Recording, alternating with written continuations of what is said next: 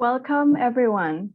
Thank you for joining us today for the virtual workshop titled Agroecology and Safe Food System Transitions for Green, Resilient, and Inclusive Recovery in the ASEAN region.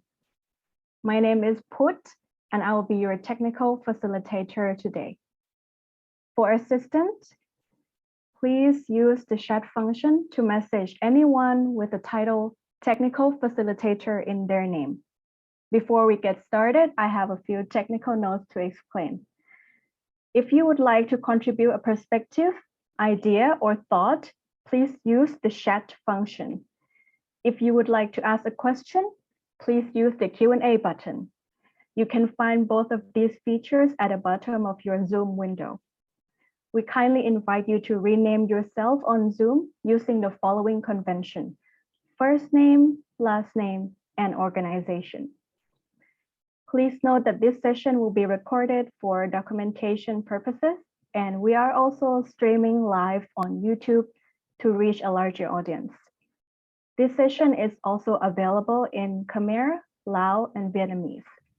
The interpretation feature has already been activated and is available by clicking the interpretation button at the bottom of your screen, where you can select the language that you would like to hear.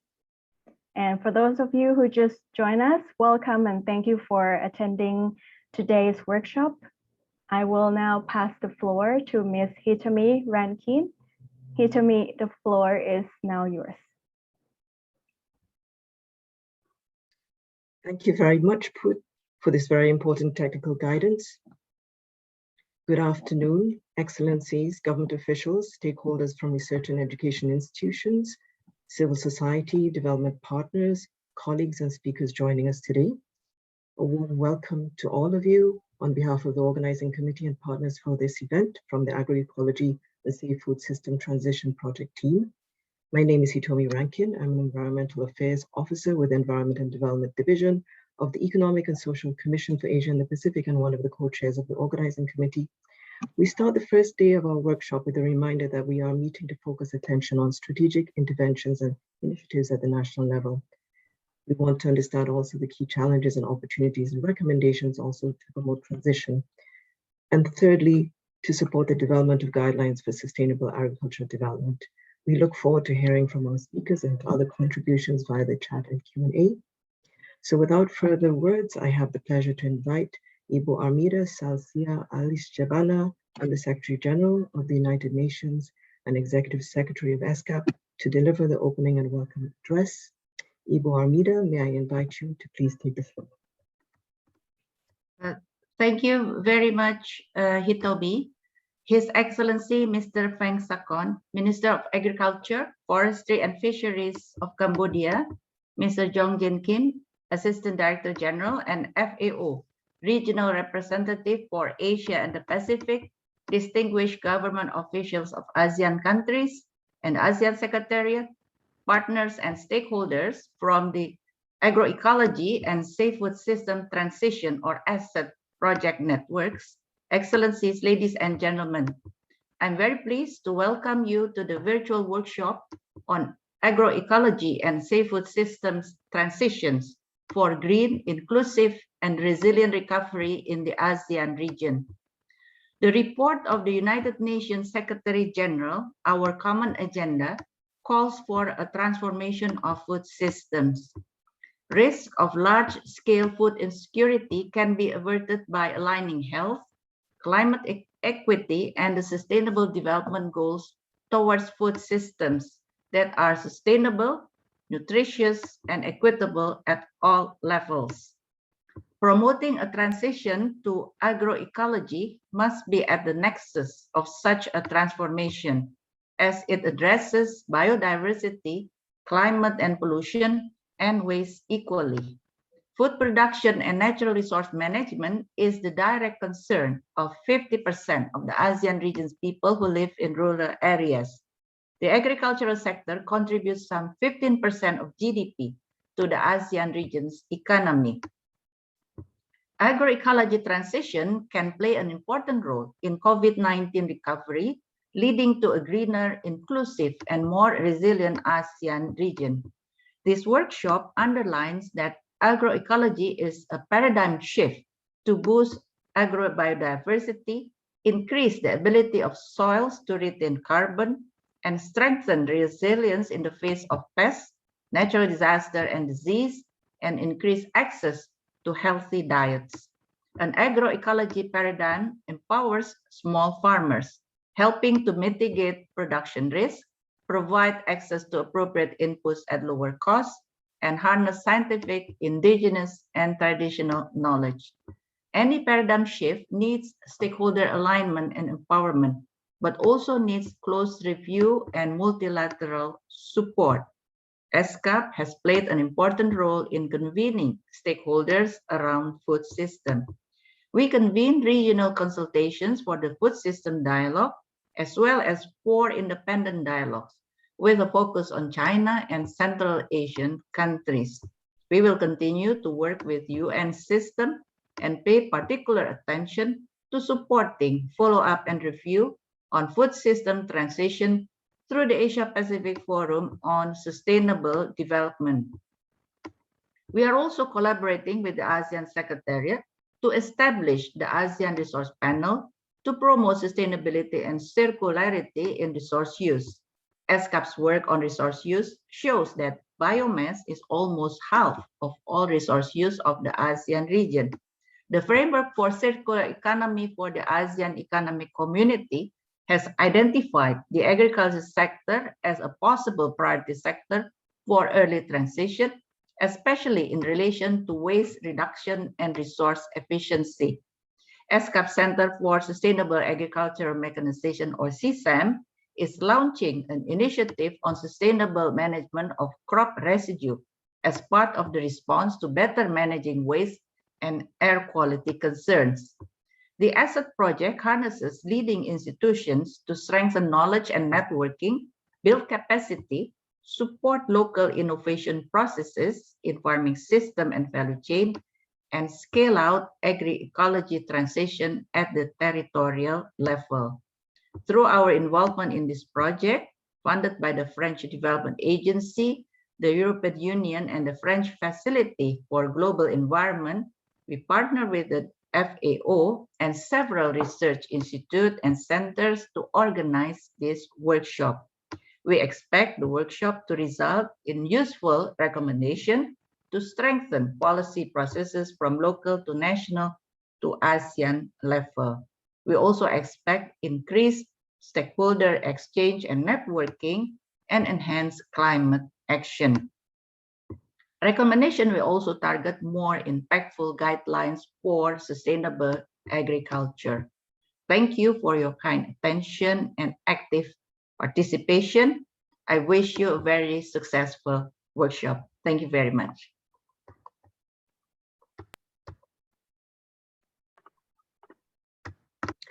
Thank you, Ibu Armida, for that very warm welcome. I'm now pleased to invite Mr. Jong-Jin Kim, Assistant Director General and FAO Regional Representative for Asia and the Pacific, to share his welcome address also. Mr. Kim, you have the floor. Thank you, Hitomi.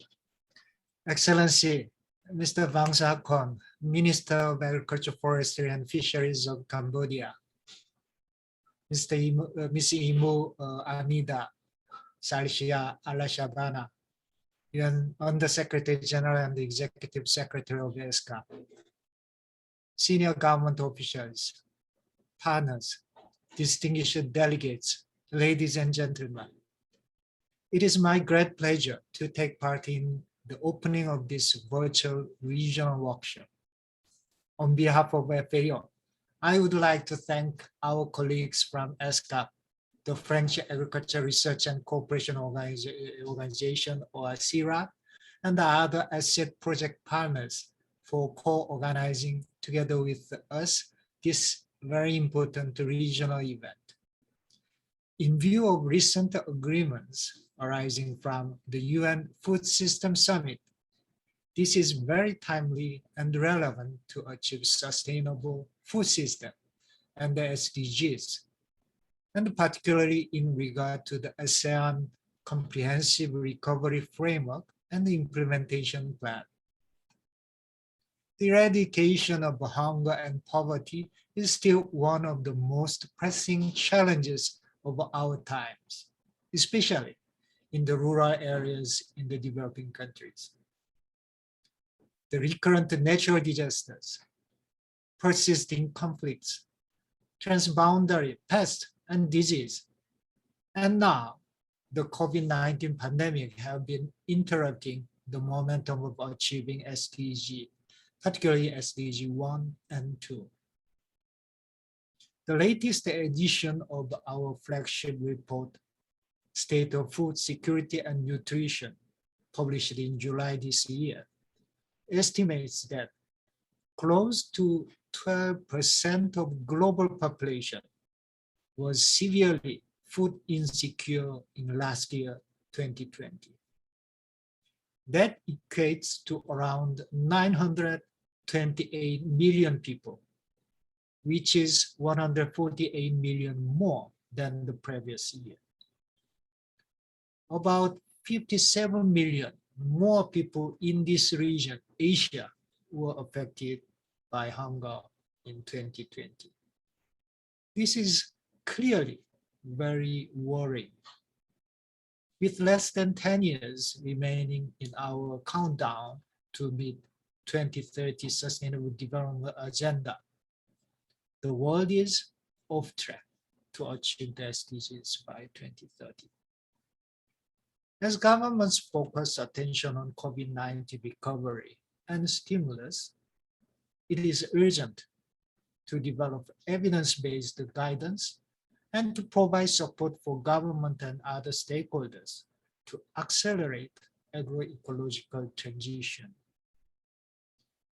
Agroecology is indeed an important solution for the transformation of food systems towards healthy, resilient, equitable, and sustainable systems.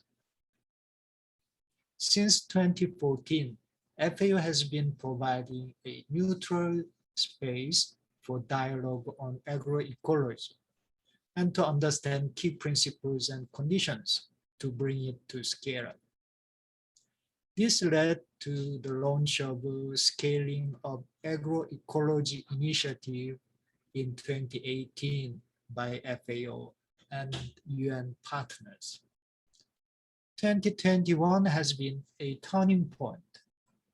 First, the CFS, Committee on Food Security, policy recommendations on agroecological and other innovative approaches for sustainable agriculture and food systems were endorsed by all member states of FAO.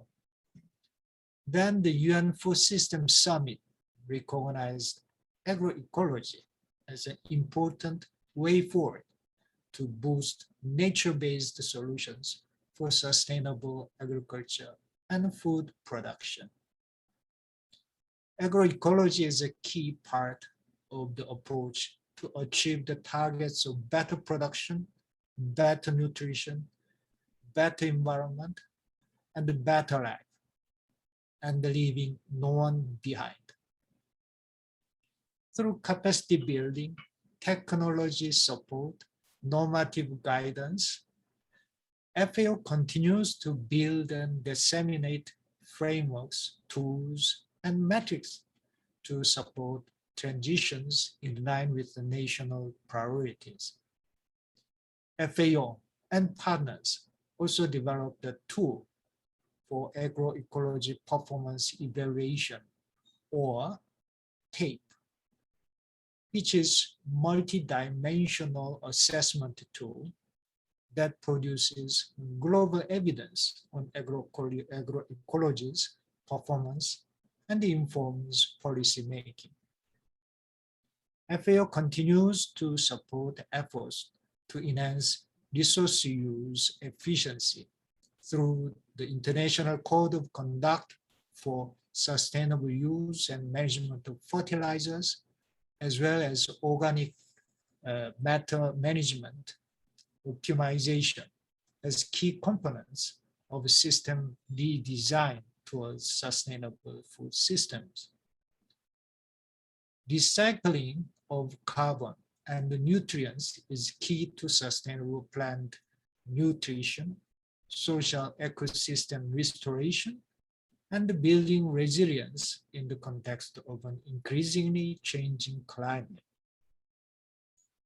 Finding innovative ways where private sector, smallholders, and governments can work together with the FAO to implement these actions remain high on our agenda. Governments in the region are increasingly adopting agroecological approaches to support and accompany the much-needed food system transformation. Cambodia, the Philippines, and Vietnam have, for instance, already joined the coalition for the transformation of food systems through agroecology launched as part of UN Food Systems Summit. To date, this coalition gathers 27 countries and 35 international organizations, including FAO. Ladies and gentlemen, many ongoing and upcoming initiatives will be presented and discussed throughout the 2 days of this regional workshop. This will contribute greatly to enrich the sustainable agriculture guidelines currently being developed by the ASEAN Secretariat. Through its participation to the ASEAN project, FAO is committed to continue supporting and facilitating policy dialogue and processes for scaling of agroecological and safe food system innovations across the region. I thank you very much for your attention, and I wish you very fruitful workshop. Thank you very much.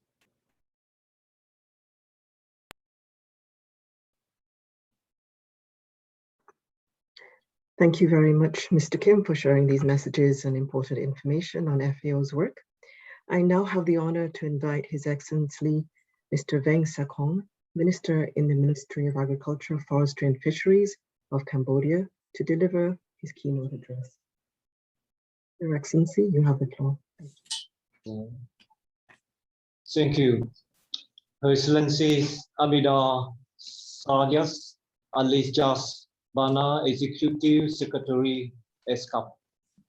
Excellency Jong Jin Kim, Assistant Director General and FAO Regional Representative for Asia and the Pacific. Excellency, looking to you, distinguished guests, ladies and gentlemen.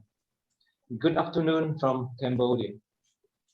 I'm pleased and honored to be invited for this important workshop on agroecology and safe food system transition for green, resilient, and inclusive recovery in the ASEAN region.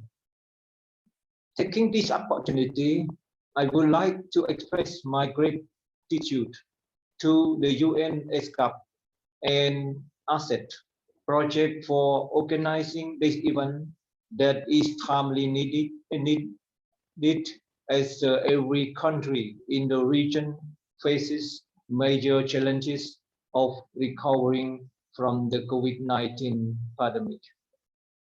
The Cambodia agriculture sector has been rapidly changing since the early 2000s, with agriculture significantly contributing to the national GDP about 30% and absorbing approximately 60% of market labor before the COVID-19 crisis. The growth of the agricultural sector has been so far related to the expansion of agricultural land, both in lowland and upland areas, and to the increase in productivity, which has been driven by a better access to agricultural machinery, irrigation, agricultural input such as improved variety, chemical fertilizer, and pesticides. The exportation of agricultural products, in particular meal rice, maize, cassava, banana, and natural rubber product has been increasing significantly over the last decade. However, the expansion of agricultural land is no longer possible, and the intensification based on an increased use of chemical fertilizer and pesticide also lead to major social, economic, and environmental drawback. The COVID-19 epidemic has slowed down the economic growth in the region, including Cambodia, where the growth rate was negative.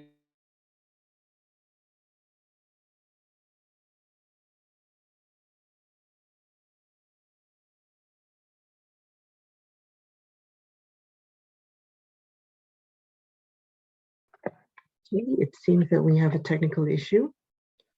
May I invite Alex to remove the spotlight from himself and return, please, to His Excellency's address.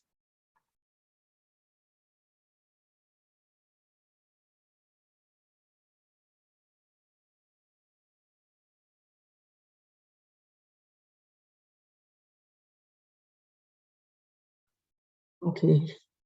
Your Excellency, I'm being notified that your camera has been turned off for some reason.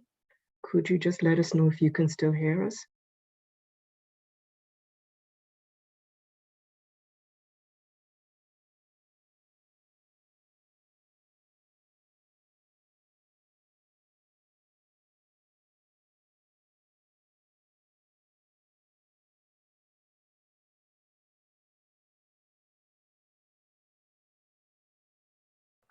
Okay, ladies and gentlemen, apologies. We have a technical issue. It seems that there is a disconnection from Cambodia.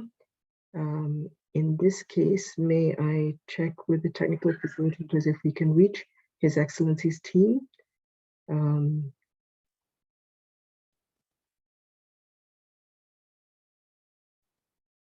ladies and gentlemen, please give us a minute. Thank you.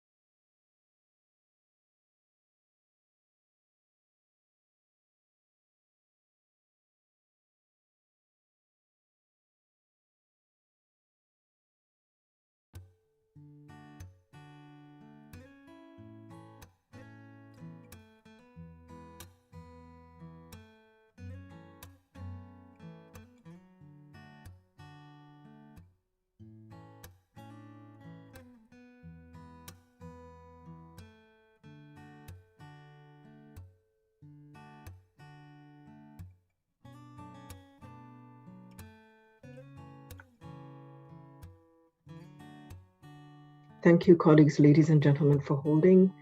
We've been informed that they will be back on from Cambodia very shortly. Thank you.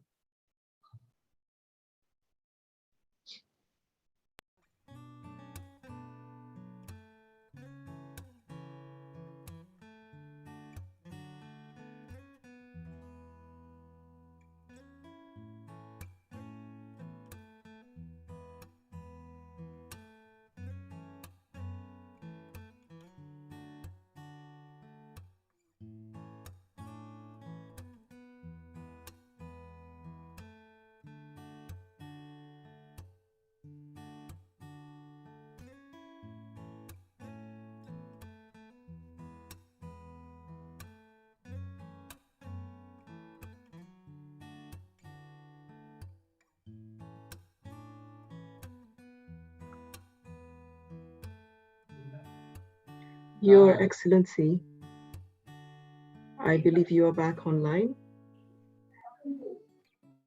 Okay. I can start again. Sorry Welcome about back. Thank internet you. shutdown.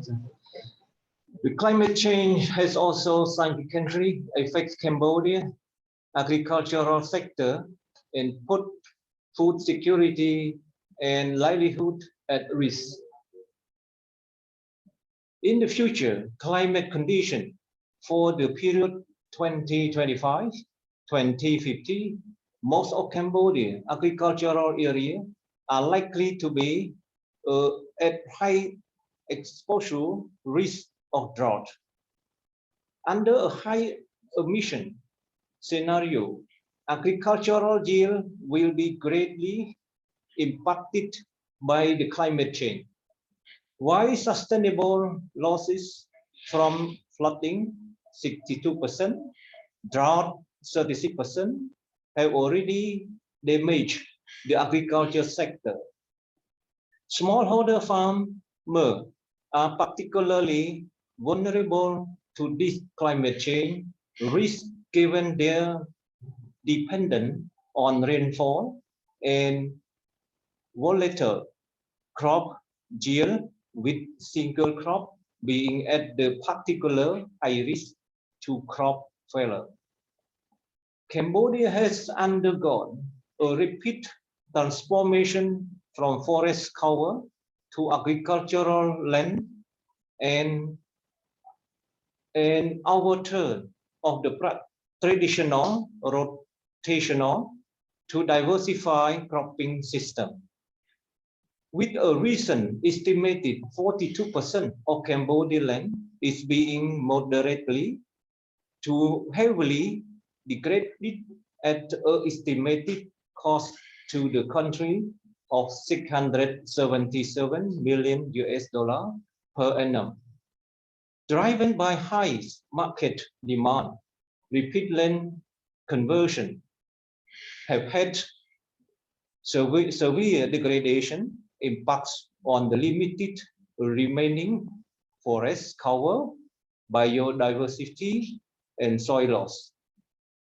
Without intervention to resolve this impact, climate change will dramatically continue to compound the effects through reduced rainfall, drought, increased heat, topsoil erosion, flood and landslides, as well as decreased yield.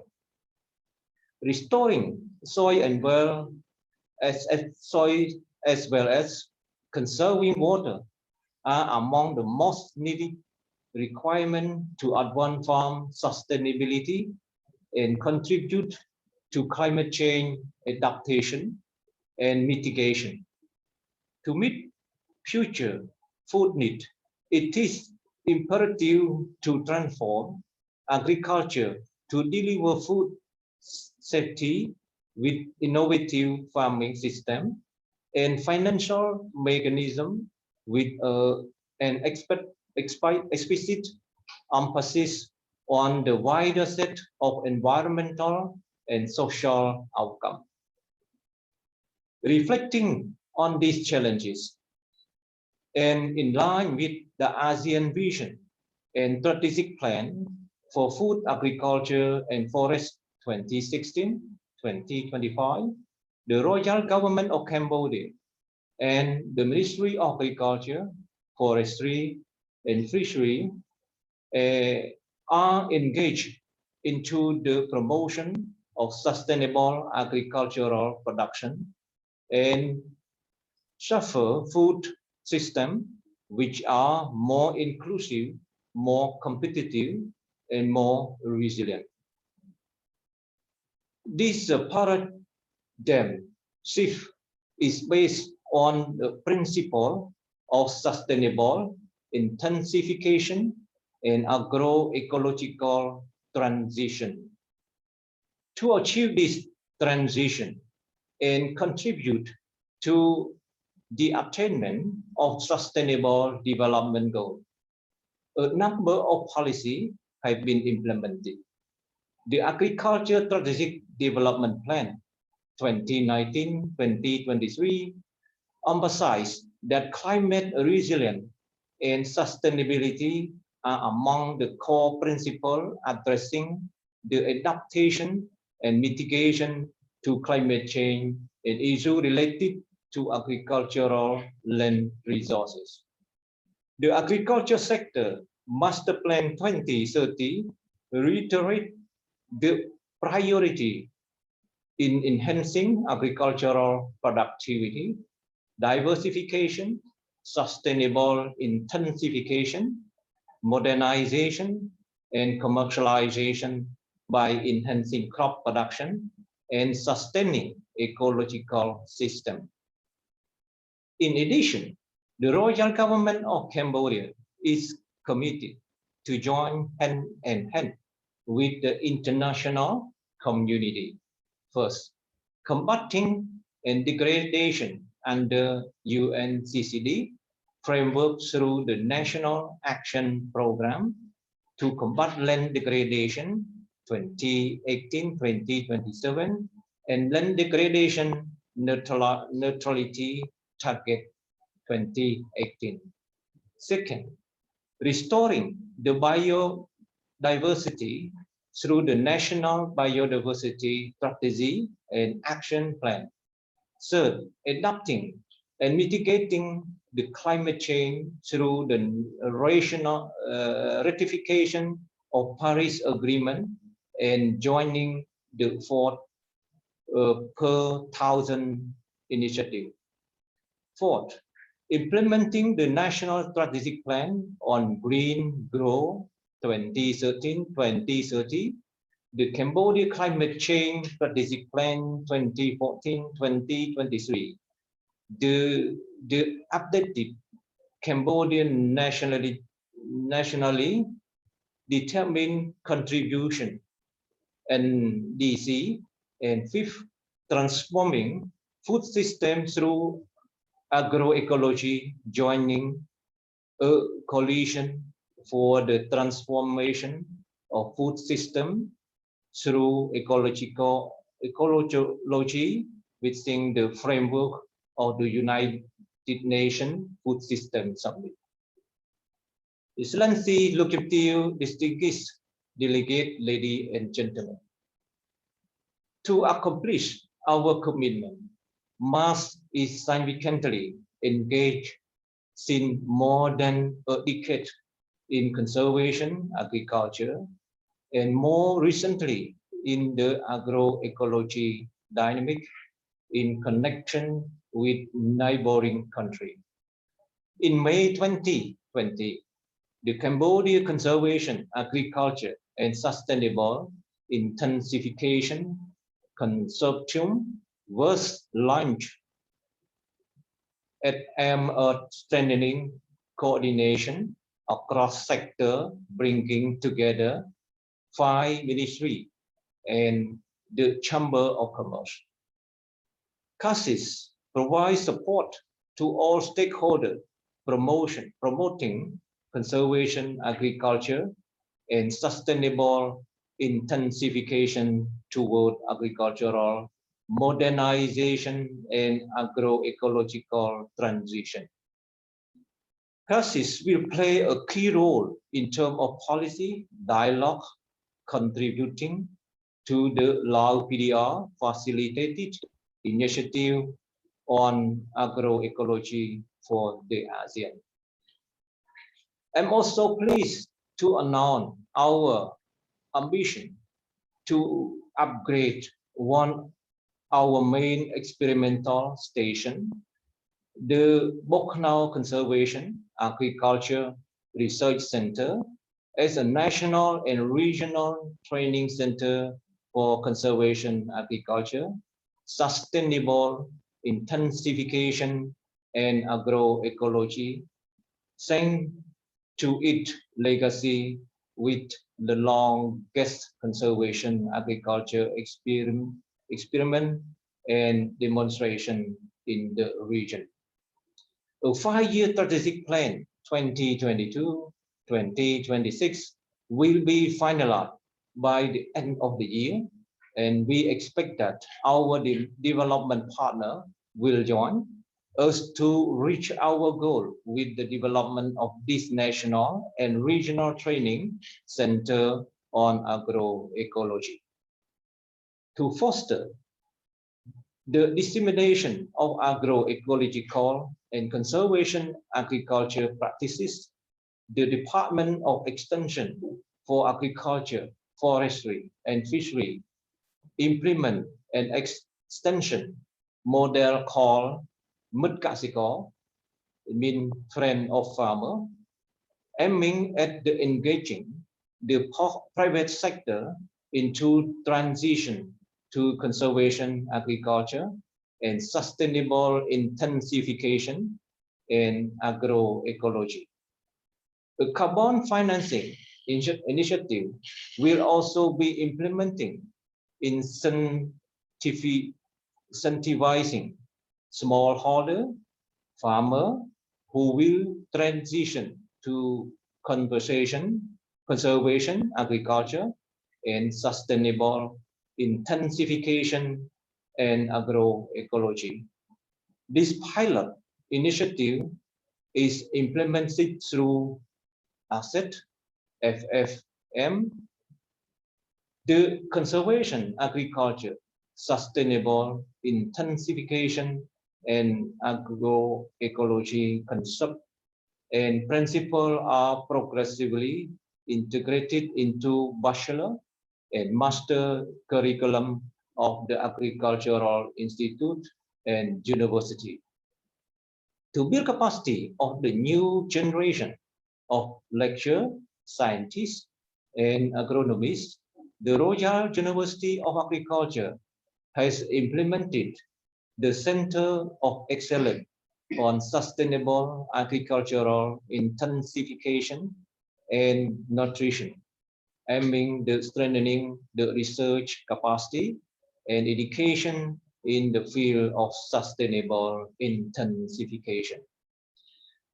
Excellency, Locative, distinguished delegate, ladies and gentlemen. Last but not the least, I'm confident that you will have the opportunity to listen these experiences through different presentations today and tomorrow.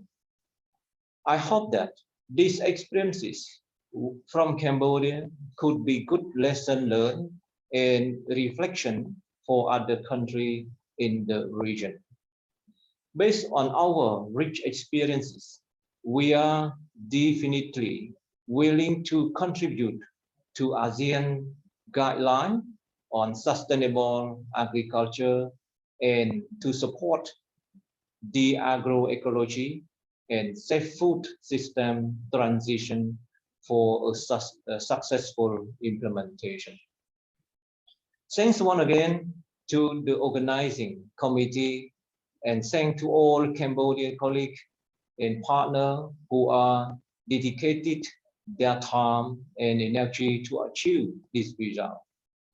We will continue to work together hand in hand with all of you at national, regional, international level to reach our common goal of a competitive, inclusive, resilient, and sustainable food, agriculture, and forestry sector, contributing to food and nutrition security and prosperity in the ASEAN community. I wish the workshop a great success. Thank you so much.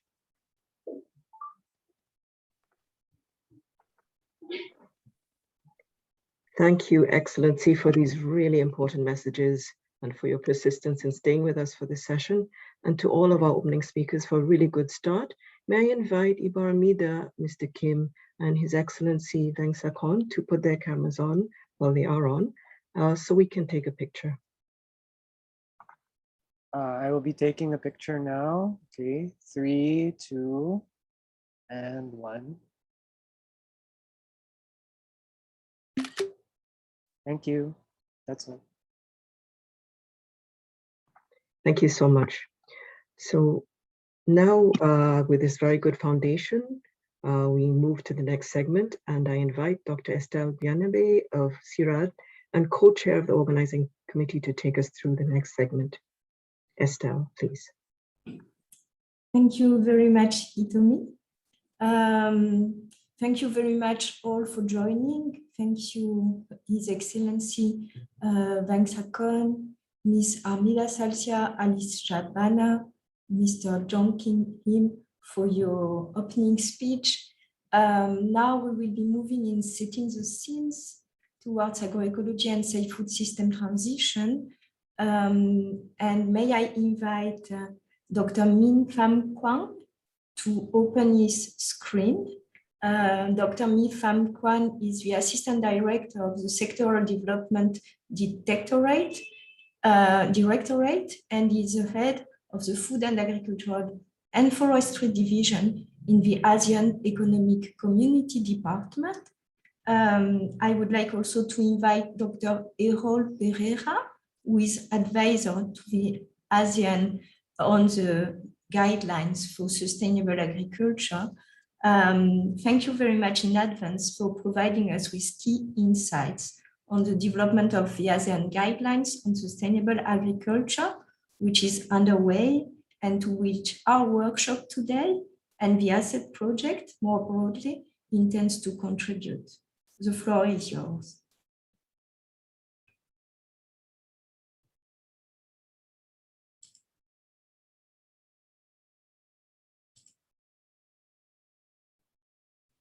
Thank you. Can you hear me? Yes. Okay, thank you very much for the introduction, guys. And for our past today, we'd like to introduce our initiatives on the development of the ASEAN guideline on sustainable agriculture. First of all, I would like to thank ESCAP for inviting us to join this workshop. I think that is very important workshop to discuss about the sustainable agriculture. And in this workshop, I also like to share with you our views as the current works of ASEAN in promoting sustainable agriculture. In fact, many actions and activity on sustainable agriculture has been implemented in the ASEAN regions.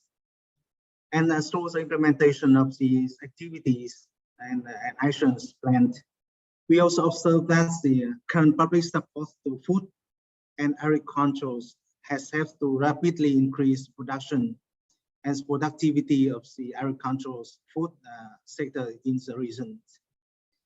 But it seems to us that through the implementation of those policies, we are now also facing a lot of difficulties in addressing the growing challenge linked to climate change, environmental degradations of soils and waters, biodiversity loss, food and nutrition insecurity, and pandemic risk.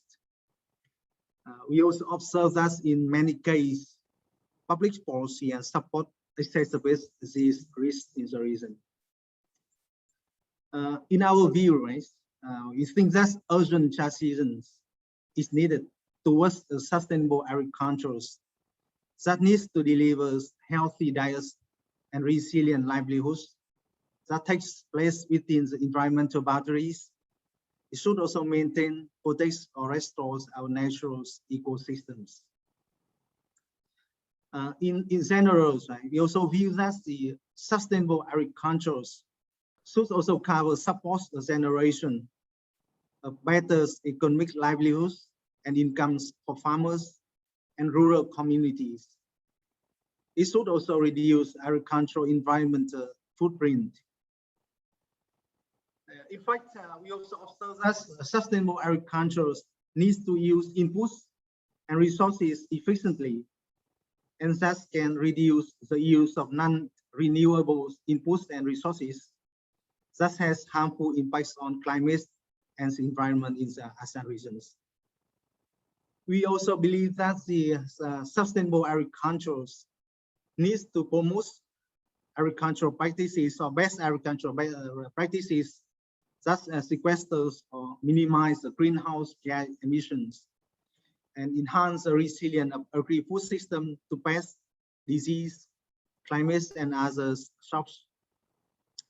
Of course, we also think that the sustainable agriculture needs to contribute to greater food and nutrition security and local resilience, in part through the sustainable production and increased availability of affordable and nutritious food.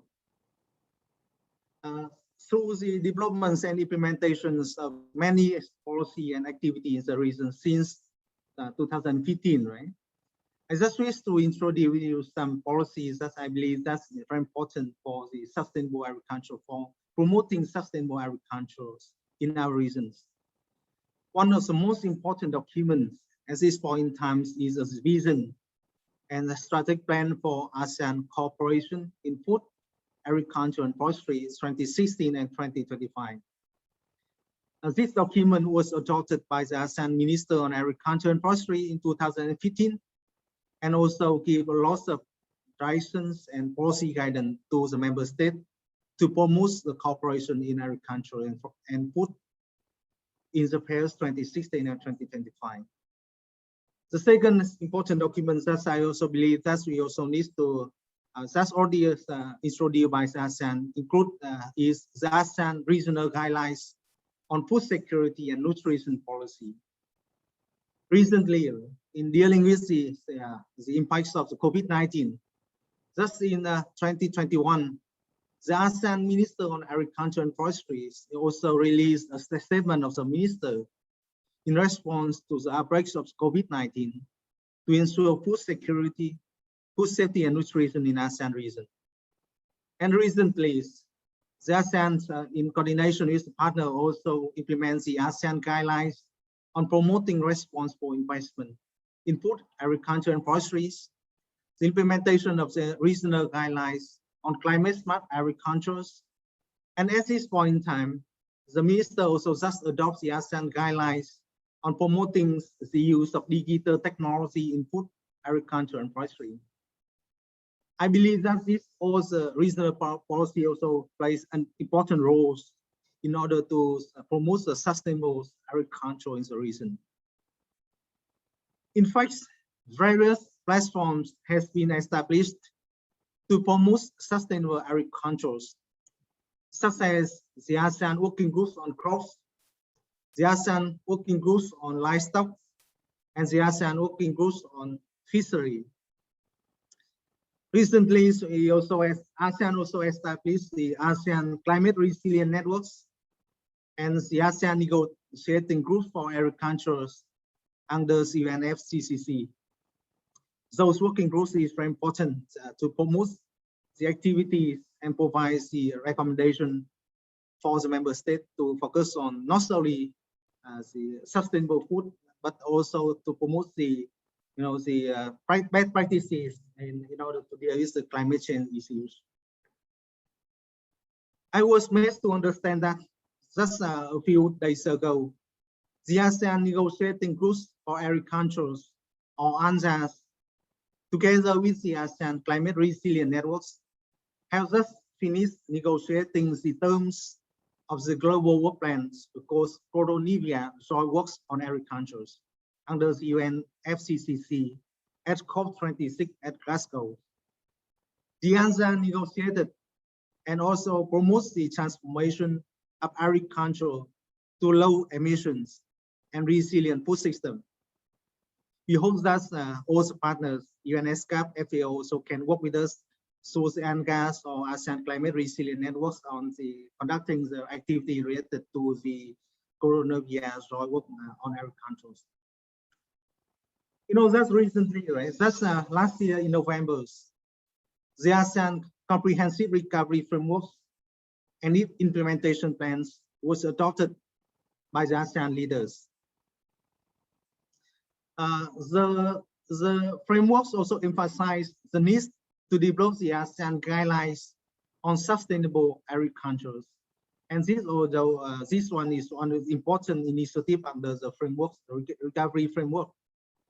As this stage, that's the framework also be discussed by the ASEAN Minister on Agriculture and Forestry in their 43rd AMAP meeting in October 2021. just a few days ago. And now ASEAN Secretariat, with support from the partners, is engaging our consultant, our partners, key dialogue partners, to develop the ASEAN guidelines on sustainable agriculture. In this connection, I also would like to introduce our lead consultant, Dr. Eros, to share with you some views and ideas on the proposed contents of the guidelines. Dr. Eros, please, the floor is yours. Thank you.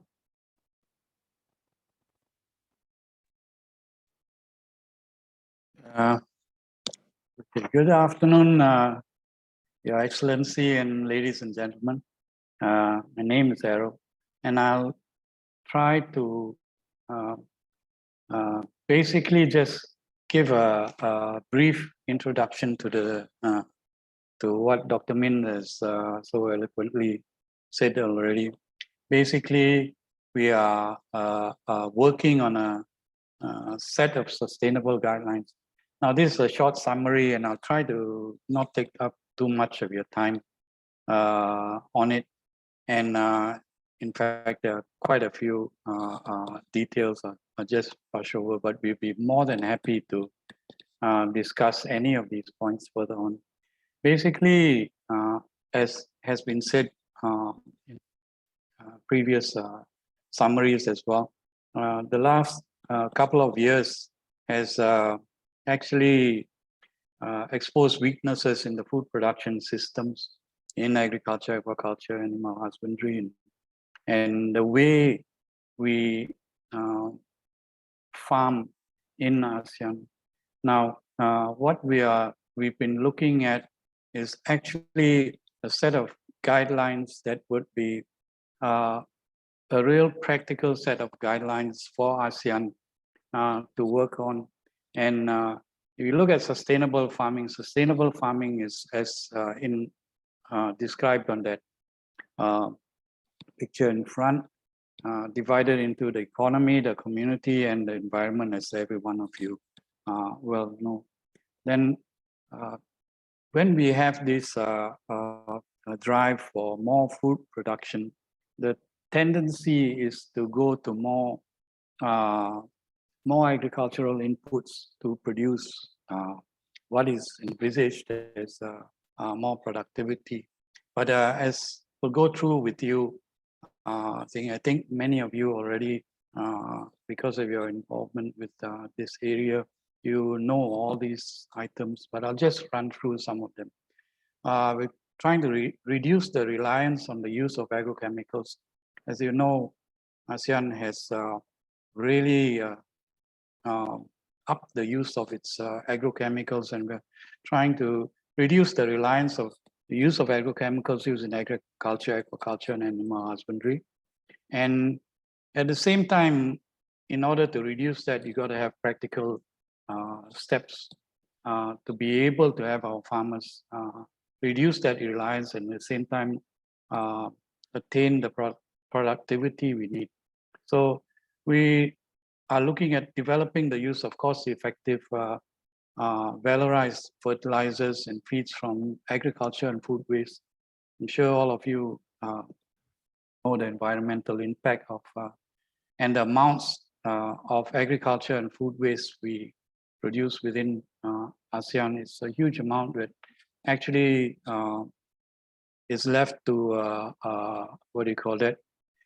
Have detrimental environmental impacts for us as well.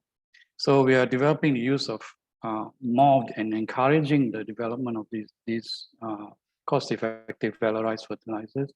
We're enlarging and engaging the development of a much larger biological control agents industry, BCAs.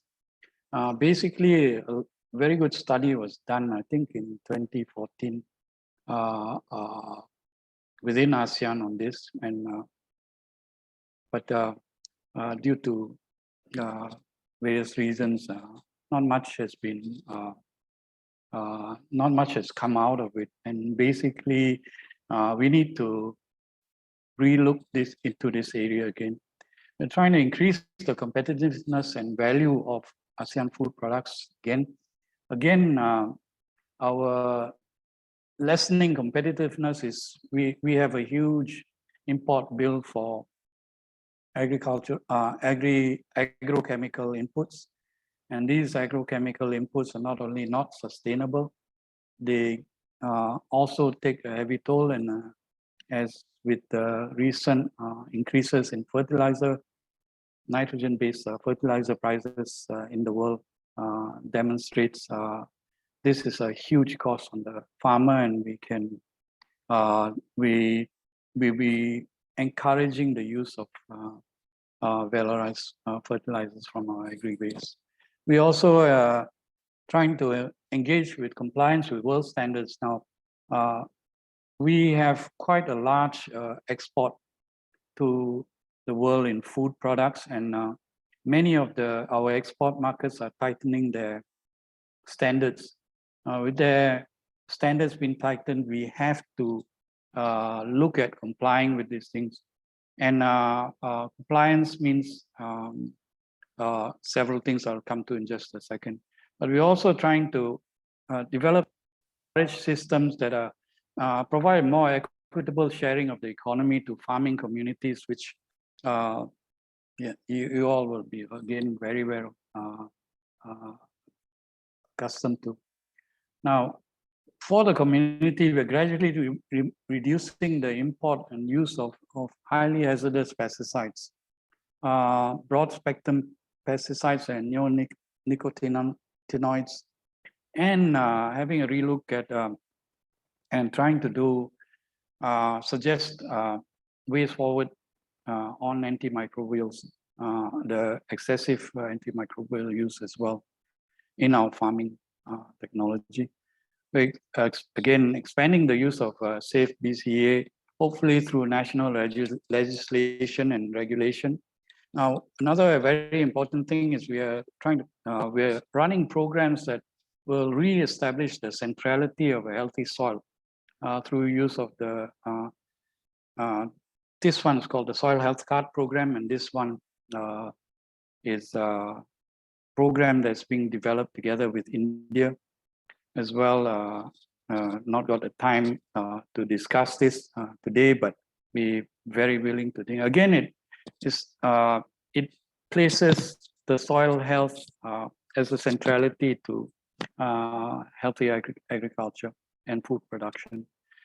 Precision farming, as in precision farming, but also focusing on the necessary biological things, that means the necessary soil health. Decreasing greenhouse gas production from agriculture. Again, decreasing it basically takes place in a lot of our systems in valorizing the agriculture and food waste, boosting the soil health for carbon capture, increasing the deployment of renewable energy, reducing the use of agrochemical inputs, and all this. Again, for the environment, we're these climate resilient methods and things like this. We also looking at more effective ways of training and educating farmers in the systems, and looking at the failures of the systems as well, trying to suggest better ways. We're also engaging targeted minority groups in responsible food production throughout ASEAN. And again, looking at smart, sustainable food production systems to attract more youth and women into sustainable agriculture. And once again, repeating targeting low carbon and a decarbonized economy based on renewable energy. I think there's a lot more that I can think, but at this point, I think I better take more than the time that I've been. So thank you so much for your time, and I'd be very happy privately to, if any contribution to any of the ideas, we'd be more than happy to discuss it. Thank you, Dr. Min, and thank you, everyone. Thank you, Dr. Eros, and for the comprehensive presentation on the ideas or views on the development of the ASEAN guidelines on agricultural, sustainable agriculture, right? Just to highlight the key point here, right? So we also want to focus on circularity of agriculture. One also to gradually reduce the use of agrochemicals in production, as well as the use of the antibiotic or antimicrobials in livestock production. For the process, right, we are now developing we are now drafting the ASEAN guideline on sustainable agriculture, and we also expected that within this year, the draft version will be also circulated to the member state. Right? We hope that maybe within this year, or maybe December or January next year, the draft will be ready to work with the ASEAN member state. And we also we will submit this draft paper for the ASEAN technical working groups on agricultural research and developments.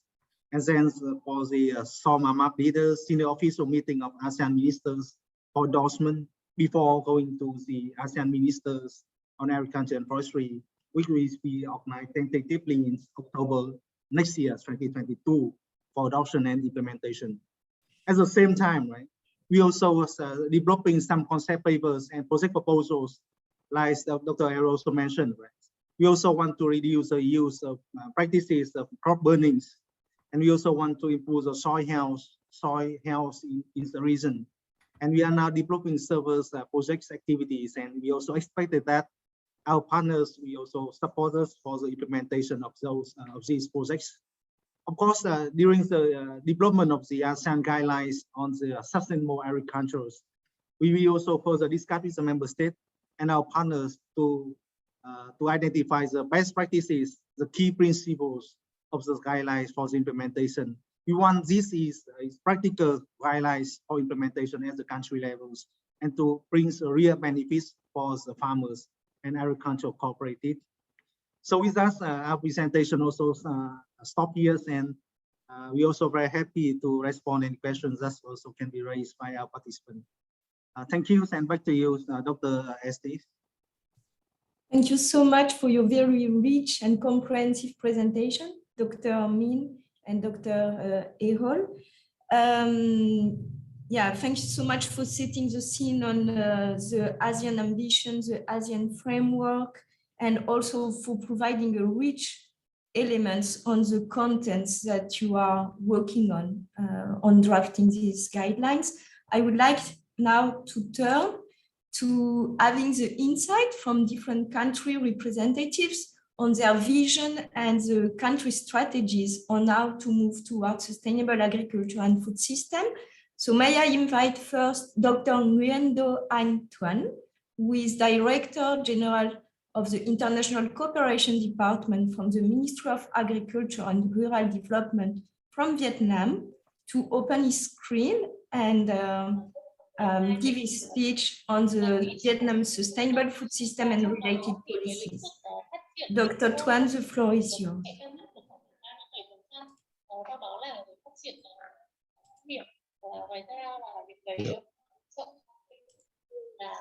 Xin cảm ơn.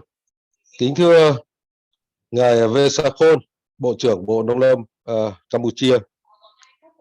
Kính thưa bà Amida, Tổng thư ký ESCAP.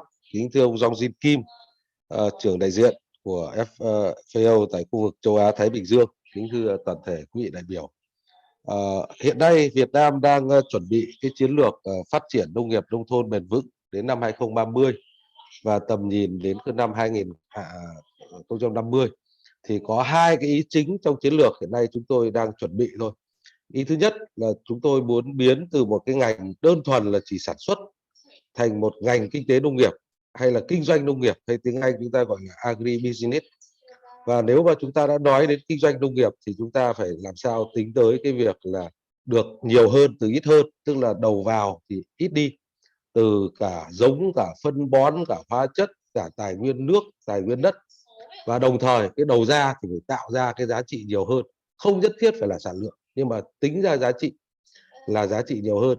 Và trong giá trị đó nó phải đa tích hợp cả giá trị kinh tế, giá trị xã hội giá trị nhân văn, giá trị văn hóa bản địa, giá trị cảnh quan và giá trị môi trường của các sản phẩm nông nghiệp của Việt Nam. Đấy là ý thứ nhất của cái định hướng chiến lược tới chúng tôi đang chuẩn bị. Ý thứ hai là chúng tôi muốn hướng tới một cái nền nông nghiệp mà nó dựa trên các nền tảng. Thứ nhất là đổi mới sáng tạo. Thứ hai là đảm bảo được cái nông nghiệp sinh thái và kèm theo đó là có cái tăng trưởng xanh trong ngành nông nghiệp. Và trong thời gian vừa qua thì Việt Nam tham gia rất tích cực vào cái hội nghị thượng đỉnh Liên Hợp Quốc về hệ thống lương thực thực phẩm. Và đối với hệ thống lương thực thực phẩm thì như quý vị đã biết, nó đều liên quan đến cả 5 cái khâu ở trong cả một cái chuỗi giá trị của cái ngành nông nghiệp, từ khâu sản xuất đến khâu chế biến, đến khâu phân phối, đến khâu tiêu dùng, rồi đến cái khâu mà quản lý và sử dụng những cái phế phụ phẩm trong cái sản phẩm nông nghiệp, và nó đều phải gắn kết với nhau, nó đều phải có cái tính sinh thái, nó đều phải là sạch. Và nếu mà như thế thì có nghĩa là chúng ta sẽ liên quan rất nhiều đến các cái hệ thống khác nhau, đến các đối tác khác nhau, từ là sản xuất quy mô nhỏ đến cái sản xuất quy mô lớn, từ nông dân đến doanh nghiệp, từ cấp địa phương đến cấp trung ương. Xin mời next step, next slide please. Và vì thế cho nên là ở Việt Nam thì hiện nay để quản lý về cái hệ thống lương thực thực phẩm ở Việt Nam ấy, thì cũng liên quan đến các bộ ngành khác nhau, mà tập trung đây là 3 bộ chính. Bộ thứ nhất là Bộ Nông nghiệp Phát triển Nông thôn, thì tập trung nhiều vào khâu quản lý đầu vào sản xuất nông nghiệp, khâu sản xuất, khâu chế biến, và các bộ như Bộ Công Thương thì liên quan nhiều đến khâu phân phối, còn Bộ Y tế thì liên quan nhiều đến cái khâu tiêu dùng cái sản phẩm nông nghiệp. Và hiện nay thì chúng tôi có rất nhiều văn bản luật và nghị định cũng như là các thông tư để quy định về cái chuyện quản lý cái chuỗi hay là hệ thống lương thực thực phẩm tại Việt Nam. Hiện nay thì đã có cái cơ chế để phối hợp giữa các bộ ngành Việt Nam và được cụ thể hóa bởi cái nghị định 15 của chính phủ về quản lý về cái an toàn thực phẩm, và có cái thông tư 13 giữa 3 bộ để mà có thể phối hợp chặt chẽ giữa 3 bộ, phân công trách nhiệm rõ ràng và có sự phối hợp. Đồng thời ở từng cái ngành thì chúng tôi có những cái cơ quan liên quan để quản lý cái hệ thống lương thực thực phẩm của Việt Nam. Next slide please.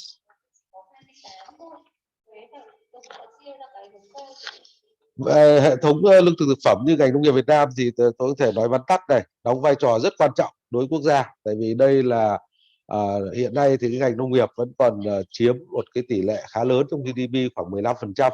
Lực lượng lao động thì vẫn chiếm độ khoảng 33% làm việc ngành nông nghiệp, và chúng tôi cũng đã là một trong những cái nước xuất khẩu hàng đầu về hàng nông sản trên thế giới, hiện nay là đứng thứ 15 trên thế giới. Cho nên đây là cái ngành nông nghiệp Việt Nam nó không chỉ là có cái ý nghĩa đối với người nông dân và cái người tiêu dùng Việt Nam, mà chúng tôi luôn luôn nhận thấy là chúng tôi có trách nhiệm đối với người tiêu dùng toàn cầu cũng như môi trường toàn cầu. Cho nên là trong cái hội nghị thượng đỉnh về lương thực thực phẩm, hệ thống lương thực thực phẩm Liên Hợp Quốc cách đây hơn 1 tháng đấy, thì Chủ tịch nước ông Nguyễn Xuân Phúc của Việt Nam đã tuyên bố rất rõ là chúng tôi sẽ hướng tới một cái nền nông nghiệp, một cái chuỗi cung ứng nông sản cho cả trong nước lẫn ngoài nước, hướng tới cái việc là rất chi phải minh bạch, có trách nhiệm và có bền vững cho toàn cầu cũng như cho Việt Nam. Và cái hệ thống lương thực thực phẩm cũng như ngành nông nghiệp Việt Nam là nó phải liên quan rất nhiều đối tác khác nhau, và nó có những cái sự phối hợp rất chặt chẽ giữa các bên. Thì tình hình hiện nay của cái hệ thống lương thực thực phẩm cũng như ngành nông nghiệp Việt Nam là với cái chuyển biến mạnh mẽ đó thì có những cái thay đổi rất mạnh về cả mặt thị trường, về mặt biến đổi khí hậu, về mặt thị hiếu người dân, đến những đòi hỏi rất cao hơn về yêu cầu lương thực thực phẩm. Và nó lúc đó thì nó bắt đầu xuất hiện ra những cái dấu hiệu là cái khả năng tổn thương nó khá cao, và nó cần những cái sự phối hợp rất chặt chẽ giữa các bên khác nhau. Next slide please.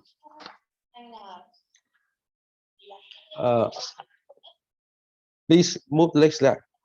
You can move to another next slide, please. Và với những cái chiến lược chúng tôi hiện nay đang đưa ra về phát triển nông nghiệp nông thôn bền vững cũng như là cái hệ thống lương thực thực phẩm bền vững, thì chúng tôi đưa ra một cái chiến lược có tính là đa ngành, đa lĩnh vực, đa tầng khác nhau, và nó rất phù hợp với các cái chiến lược khác chúng tôi đã và đang triển khai Việt Nam. Ví dụ như là cái chương trình tái cơ cấu nông nghiệp giai đoạn 2021-2025, chương trình mục tiêu quốc gia về xóa đói giảm nghèo bền vững và an sinh xã hội giai đoạn 2021-2025, chương trình mỗi xã một sản phẩm, rồi cái kế hoạch hành động quốc gia về Zero Hunger đến năm 2025, cũng như là chiến lược dinh dưỡng quốc gia, rồi chiến lược quốc gia về phòng chống thiên tai và ứng phó biến đổi khí hậu, rồi chiến lược quốc gia về đảm bảo an toàn lương thực thực phẩm, rồi cái kế hoạch hành động quốc gia về dinh dưỡng năm 2011-2020 cũng như tầm nhìn đến năm 2030. Thì để triển khai cái chiến lược nông nghiệp nông thôn bền vững, next slide please. Trong thời gian tới, cũng như là để thực hiện những cam kết của chúng tôi đối với cộng đồng quốc tế, đặc biệt là về hệ thống lương thực thực phẩm, và chúng tôi định hướng là minh bạch, trách nhiệm, bền vững, thì hiện nay chúng tôi đang triển khai rất nhiều các sáng kiến khác nhau.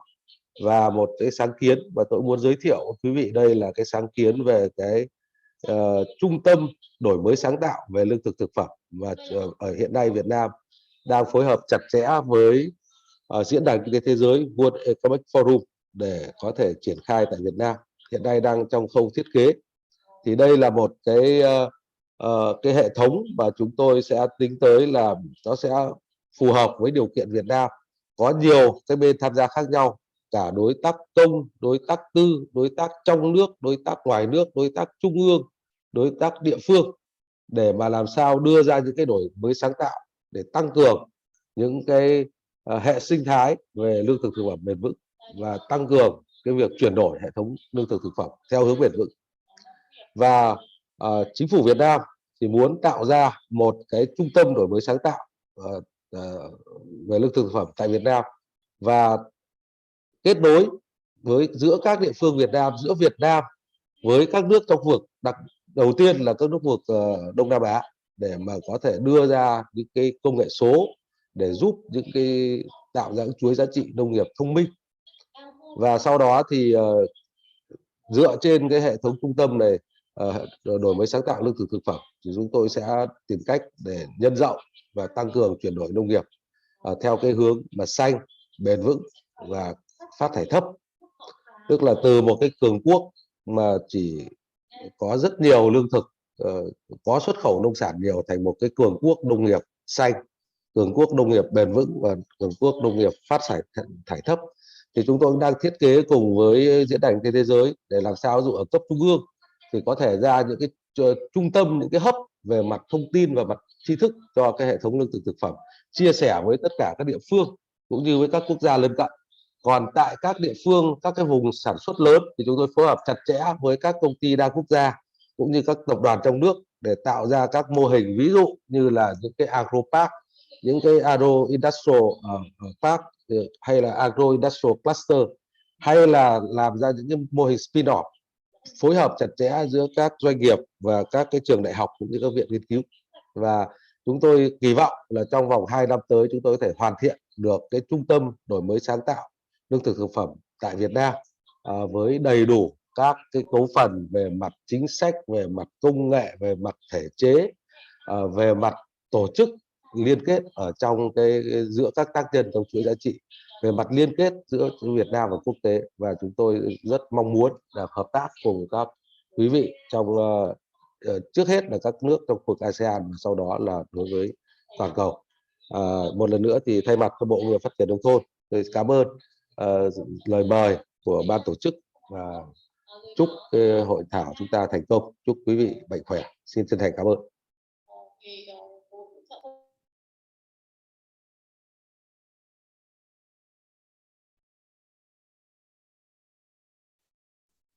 Thank you very much, Dr. Tuan, for this very interesting address and very clear strategy and proposed pathway to build upon existing country policies in a multi-sectoral, multi-tier approach. and also for pointing out that specific will and commitment to develop a food innovation hubs. So that would be a very important development, I imagine, in the future. Thank you so much. I would now like to give the floor to Dr. Chan Sarut. His Excellency Dr. Chan Sarut, who is the Under Secretary of State for the Ministry of Agriculture, Forestries and Fisheries from Cambodia, and who is also the chair of the Executive Board of the Conservation Agriculture and Sustainable Intensification Consortium that has already been mentioned in the keynote speech. Dr. Chan Sarut, may I invite you to open your screen? The floor is yours. Okay. Thank you. Good afternoon, Excellency, distinguished guests, ladies and gentlemen. So I'm pleased to share with you in this regional workshop on Cambodia Conservation, Agriculture, and Sustainable Implementation Consortium. So next slide, please. Next slide, please. About the agriculture in Cambodia.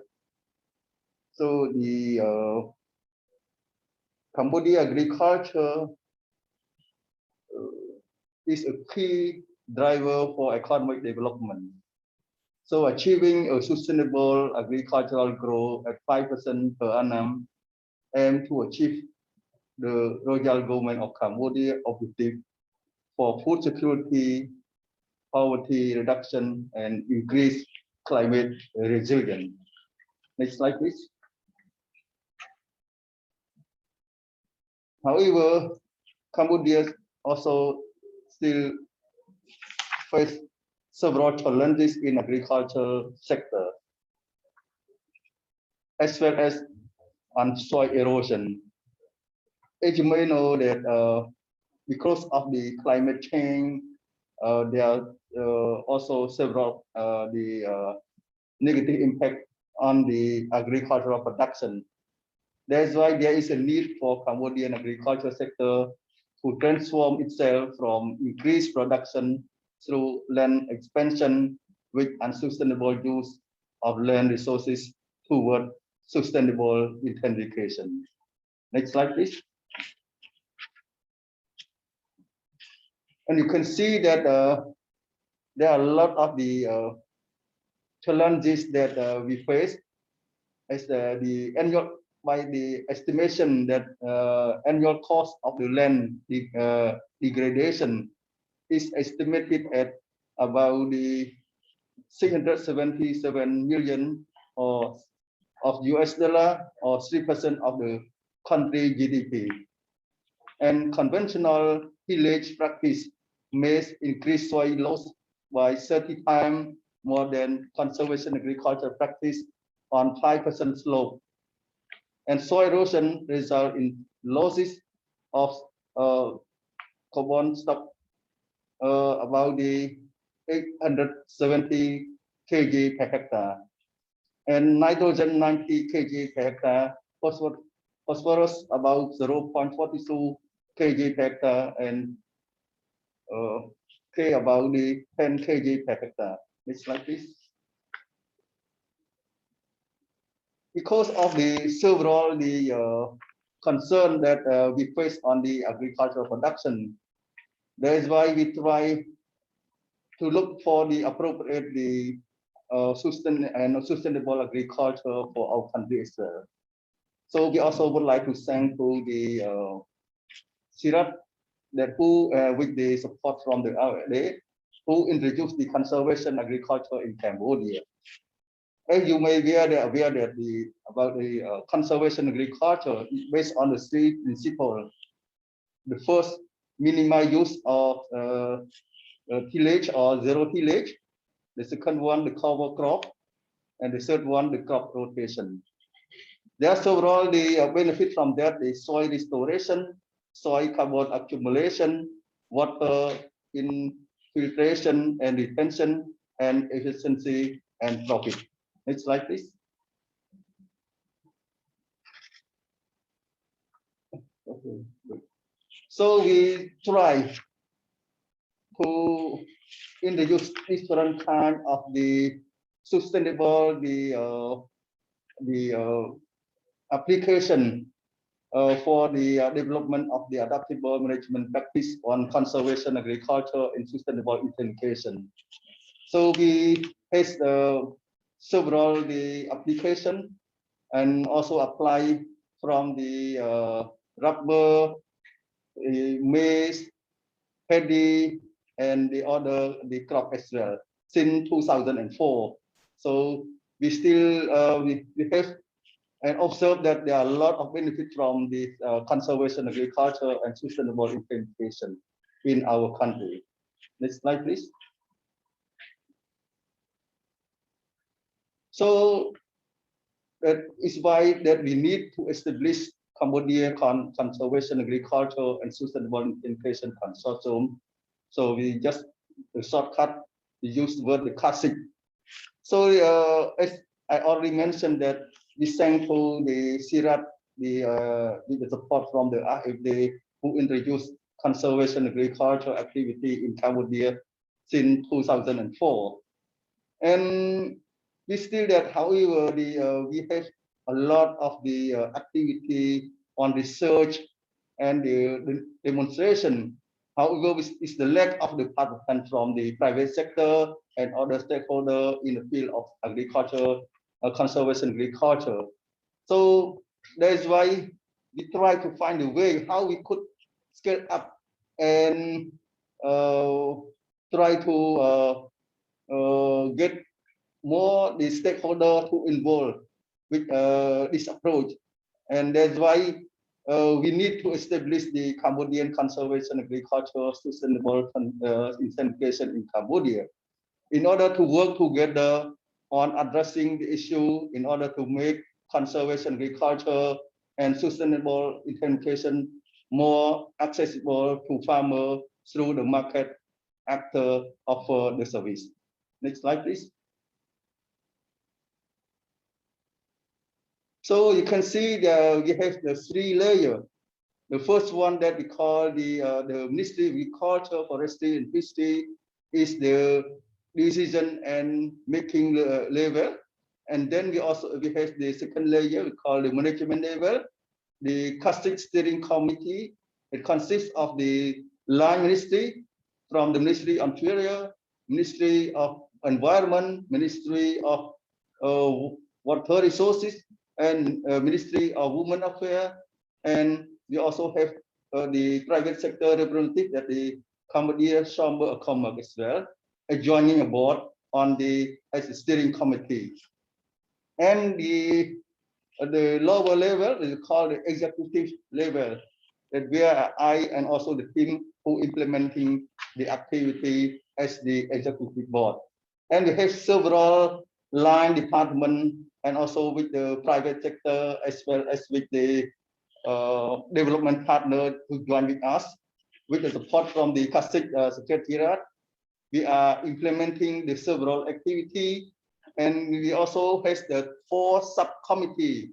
We call the knowledge management, coordination and networking, promotion, research, and for development. And we also have the technical referent that who come to support and provide us some the appropriate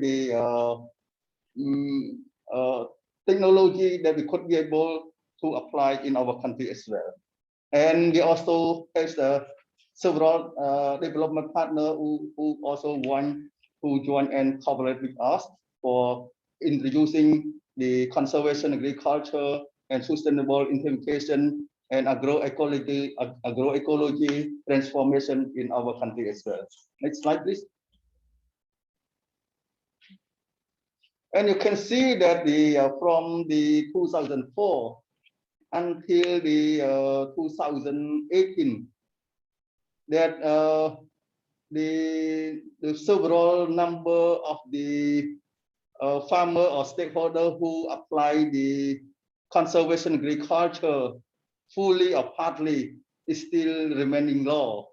However, when we establish the conservation agriculture, the conservation agriculture sustainable application consortium, so in the mid of 2019, you see that the figure of the stakeholder who apply the conservation agriculture and intensification of the sustainable implementation, there's still a lot of progress from that. So it means that because of the classic, or we call the consortium, we try to bring all the different stakeholders from the public, from the private, from the community, and we come to work together, and also we can find the way, demand and the supply, who's sometimes we could not meet the between the demand or supply when we introduce, but sometimes the farmer look for any other support, the service who can provide the support. There's still a lack. That is why we try to introduce this, and we try to bring all of the different stakeholders to have a chance to meet under our coordination and assistance. And also we try to find a way that when they also have several challenges, we also try to coordinate with our partner to find a way how we could provide a response on time. This is the advantage of the conservation agriculture and intensification, sustainable intensification consortium, or we call the CASIC, that to provide, to respond. And it is very important that we're not the one who introduced this approach, but we just call that this the bottom-up approach, because we try to encourage different the implementer to meet and to work together. So we could say that we have several activities at the ground, but the different organizations, they work differently and they did not have a chance to work together. It is the advantage of the CASIC that we bring all of the different implementer to meet and to work together and to support each other. Next slide, please. And recently, we also set up the Medkasiko is called the friend of the farmer. So we try to bring all the different partners. You can see the several logo here from private, from public, and from the microfinance, and also from the research institution and from the development partner to work together under this umbrella. Next slide, please. So the Medkasiko, or you can see that it is a unique feature that we have the actor from the public sector as the involved in opening the market for the private sector. We also have the private sector accompany the public sector during the sensitization of the farmer and provide the service on the commercial basis. We also have the we could say that early adopter agree with the to take the sustainable integration service and use their land to showcase the result to other farmer. Finally, we call the government extension. Is the embed Medkasiko of the friend of the farmer into the government extension system. Next slide, please. So thank you for your attention. I would like to make a brief because we have limited time, and I hope that you may have any questions so we can communicate through any by email or by any other communication as well. Thank you. Thank you so much, Dr. Sarut, for this very broad and rich presentation, which really matched nicely stresses the challenges, but also the ambitions, the strategies, and the framework of the Conservation, Agriculture, and Sustainable Intensification Consortium, and putting out its trajectories and the ways forward. And especially thanks for sharing your experiences and way of working to bring together different stakeholders to work together.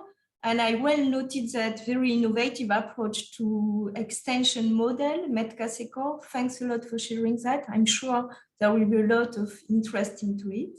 I would like now to give the floor to our next speaker, Dr.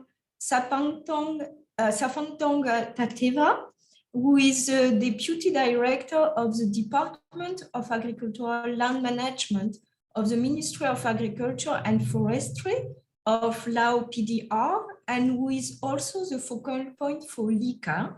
And Dr. Tateva, the floor is yours to talk to us about that regional initiative on Lao Initiative for Agroecology in ASEAN, LICA.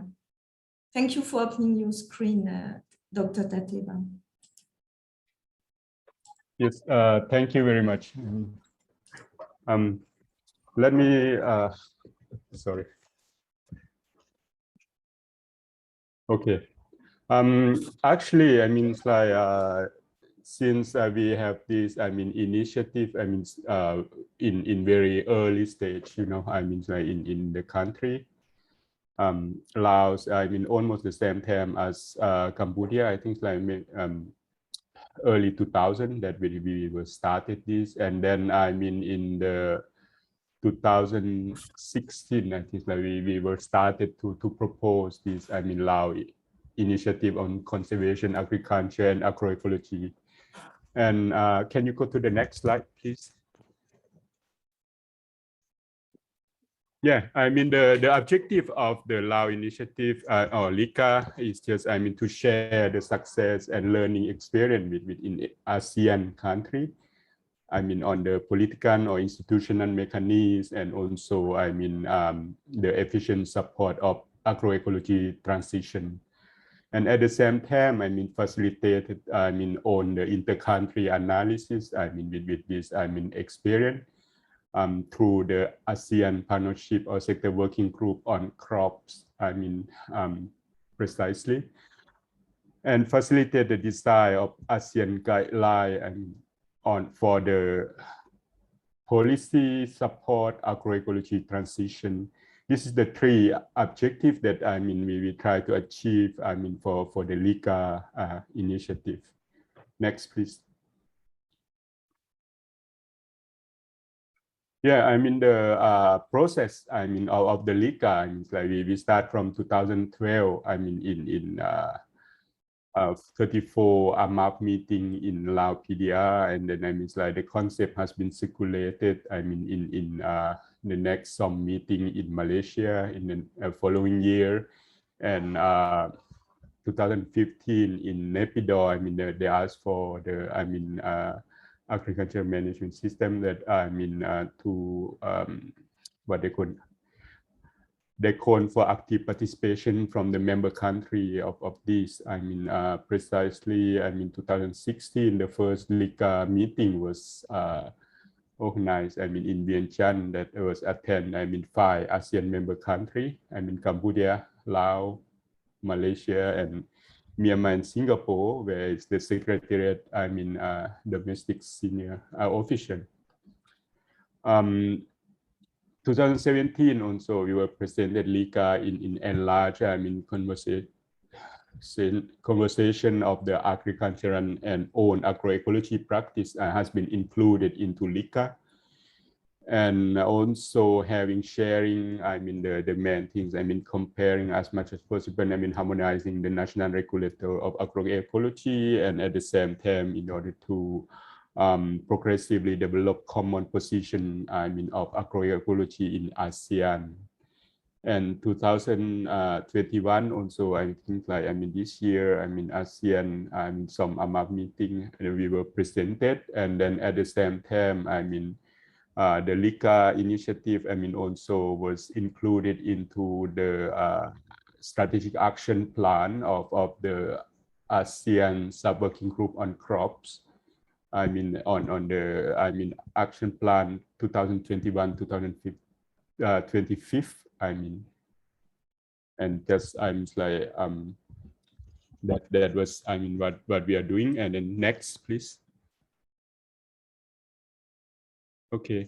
I mean, the focus of the LICA was, the member state, to nominate the focal point. And now I think like nearly 9 countries has been nominated. I mean, we're still waiting for the rest of the ASEAN member country to appoint it. And then, after that, we will, like link with the strategic plan of action of the, sub-working group on crops, or 21-25 that has LICA on the pipeline, and also facilitate the country LICA focal point to have the what we call selected best practice, what Cambodia has been present or what Vietnam has been present. This own can be a kind of practice that can be what we call a joint effort, and then exchange and then learn from each other. In terms of agroecology and support of each ASEAN country,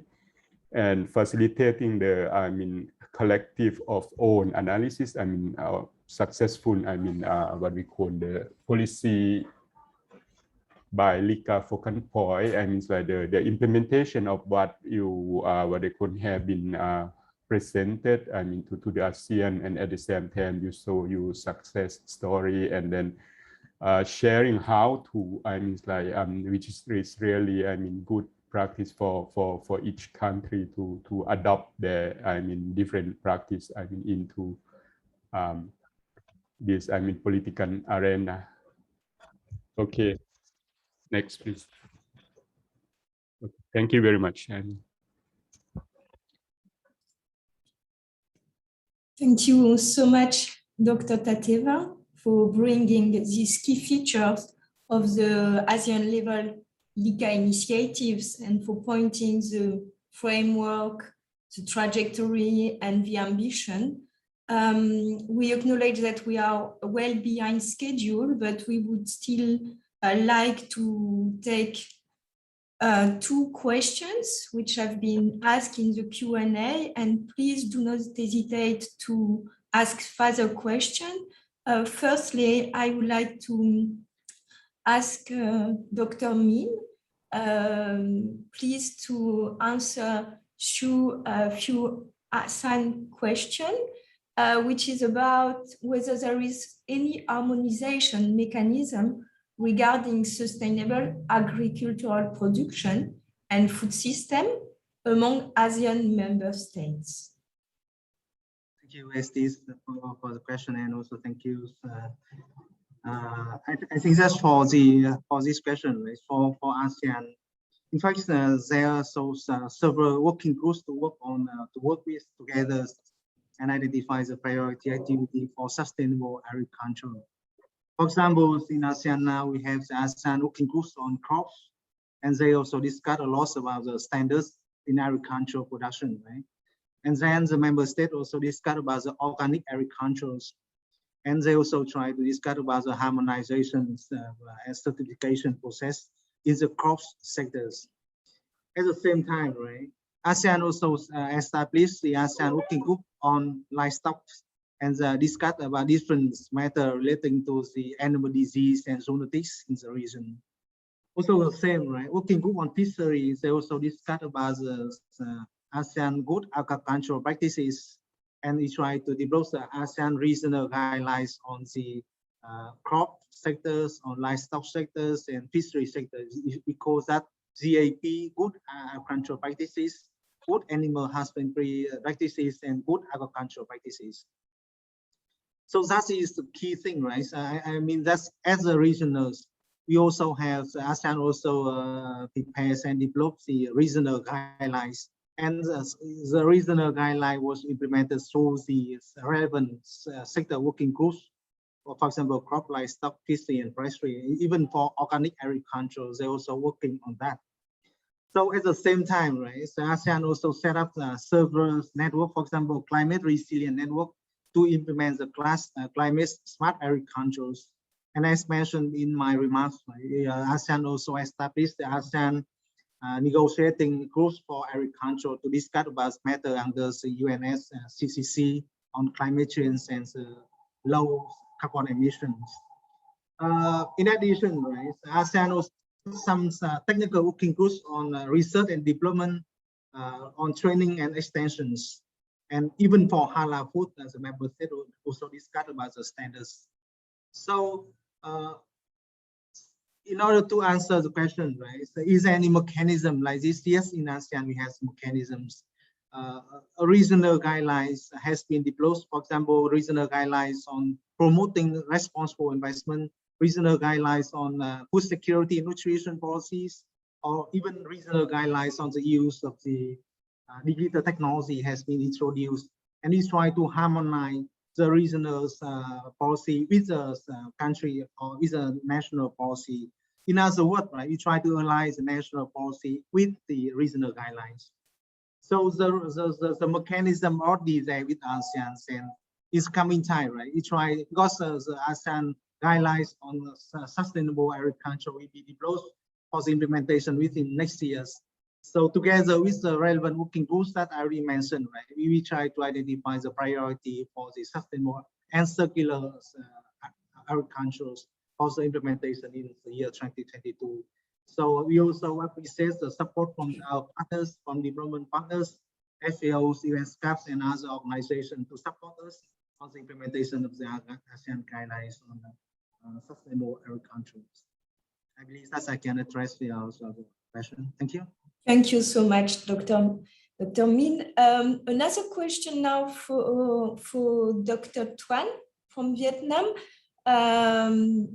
Somebody from CLIC from Laos is asking who will be leading the food innovation hub creation and maintaining the system, given that you said that there will be it will be different from institute or government agency. And the question is also, how will it going to be benefiting to smallholder farmers? Dr. Tuan, can you hear your answer to that?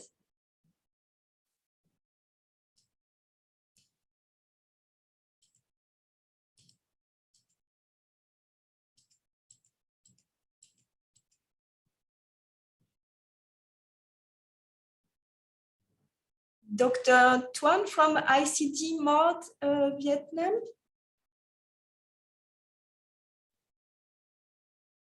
Well, I don't see Dr. Tuan with us anymore. You're muted, Dr. Tuan.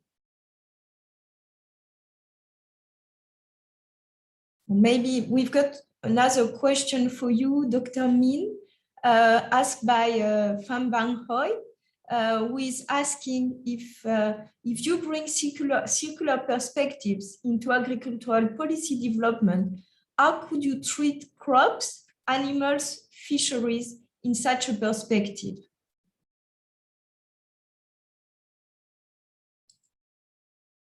You're muted, Dr. Min.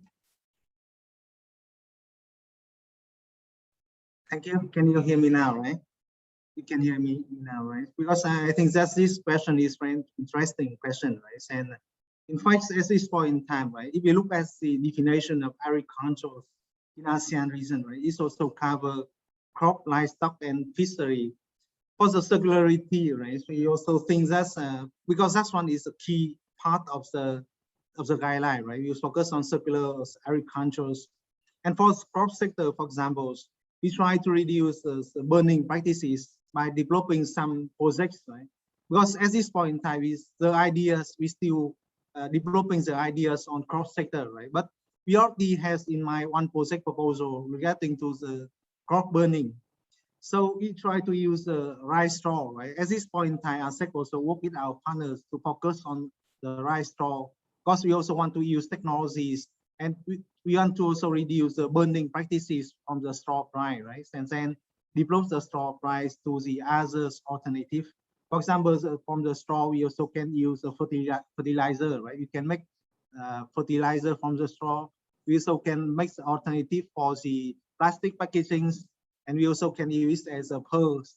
So there are a lot of things in the crop sector we are thinking now, and together with the working group on crops led by Thailand, we are now developing, we will develop a concept proposal on the crop burnings, and we also discuss with the member state on that. On the livestock sector, right?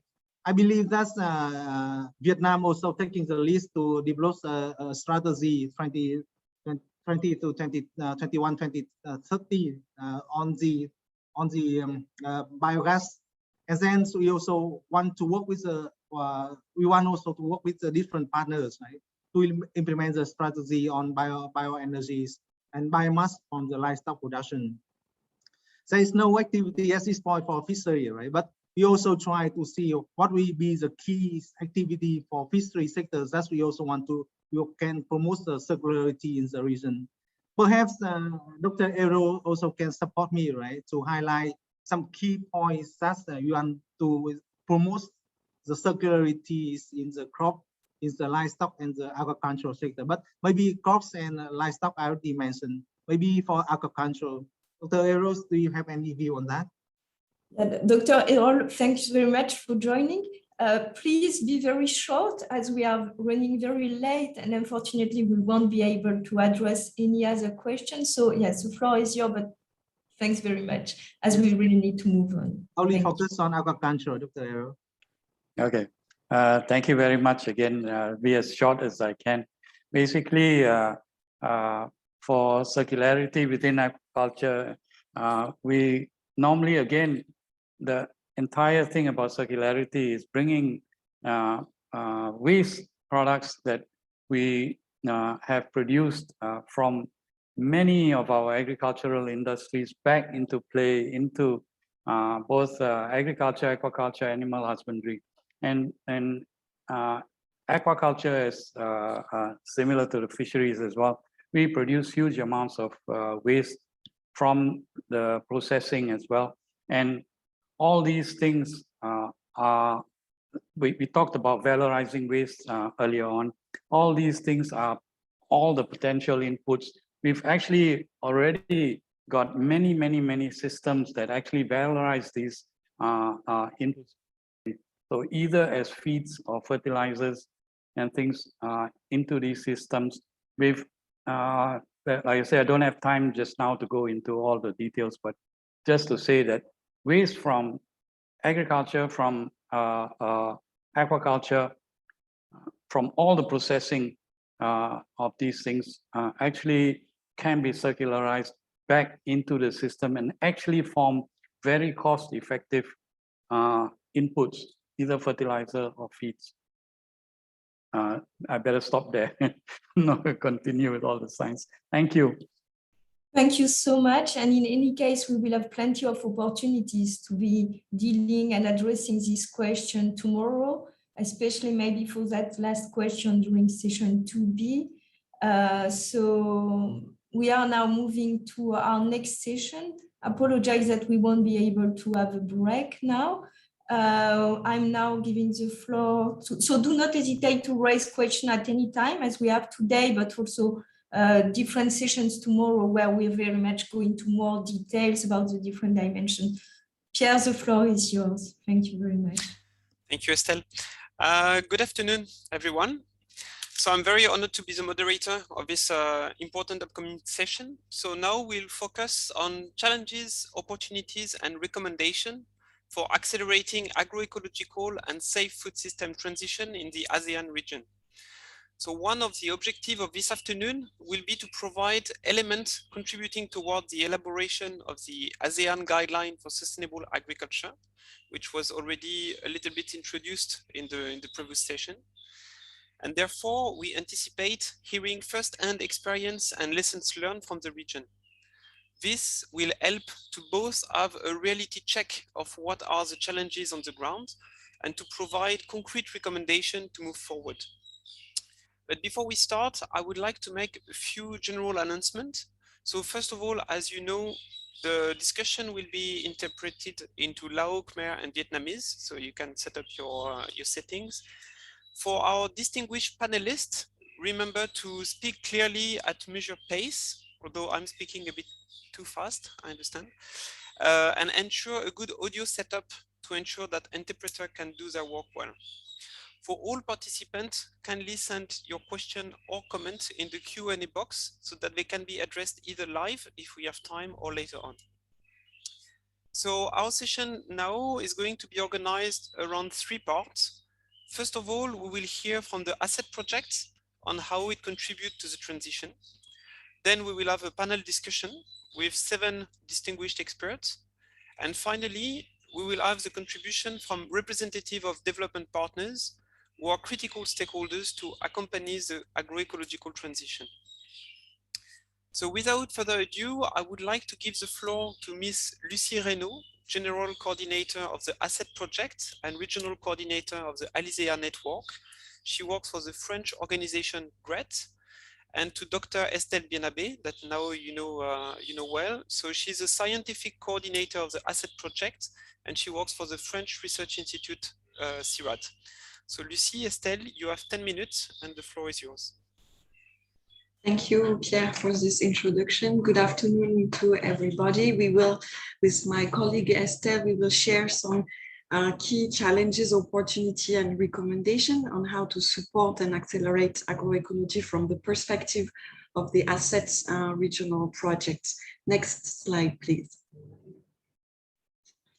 The agricultural sector of Southeast Asian countries is at the crossroad between intensive agriculture model who rely heavily on chemical inputs and capital and innovative agroecological system. And the intensification of conventional agriculture has led to a simplification of agricultural landscape, land degradation, overuse of pesticide and depletion of biodiversity, natural resources, but also increased health risk for farmers and consumers. Agriculture system has also becoming increasingly vulnerable to climate change, especially under rainfall condition. But however, we all know that agriculture remains critical. A majority of rural women and smallholders derive from their livelihood from agriculture. Next slide, please. Agroecological practices have developed in responses to all those challenges, and they are less dependent on agroeconomical inputs. They rely on a wide range of environmental and social sustainable practices. Next.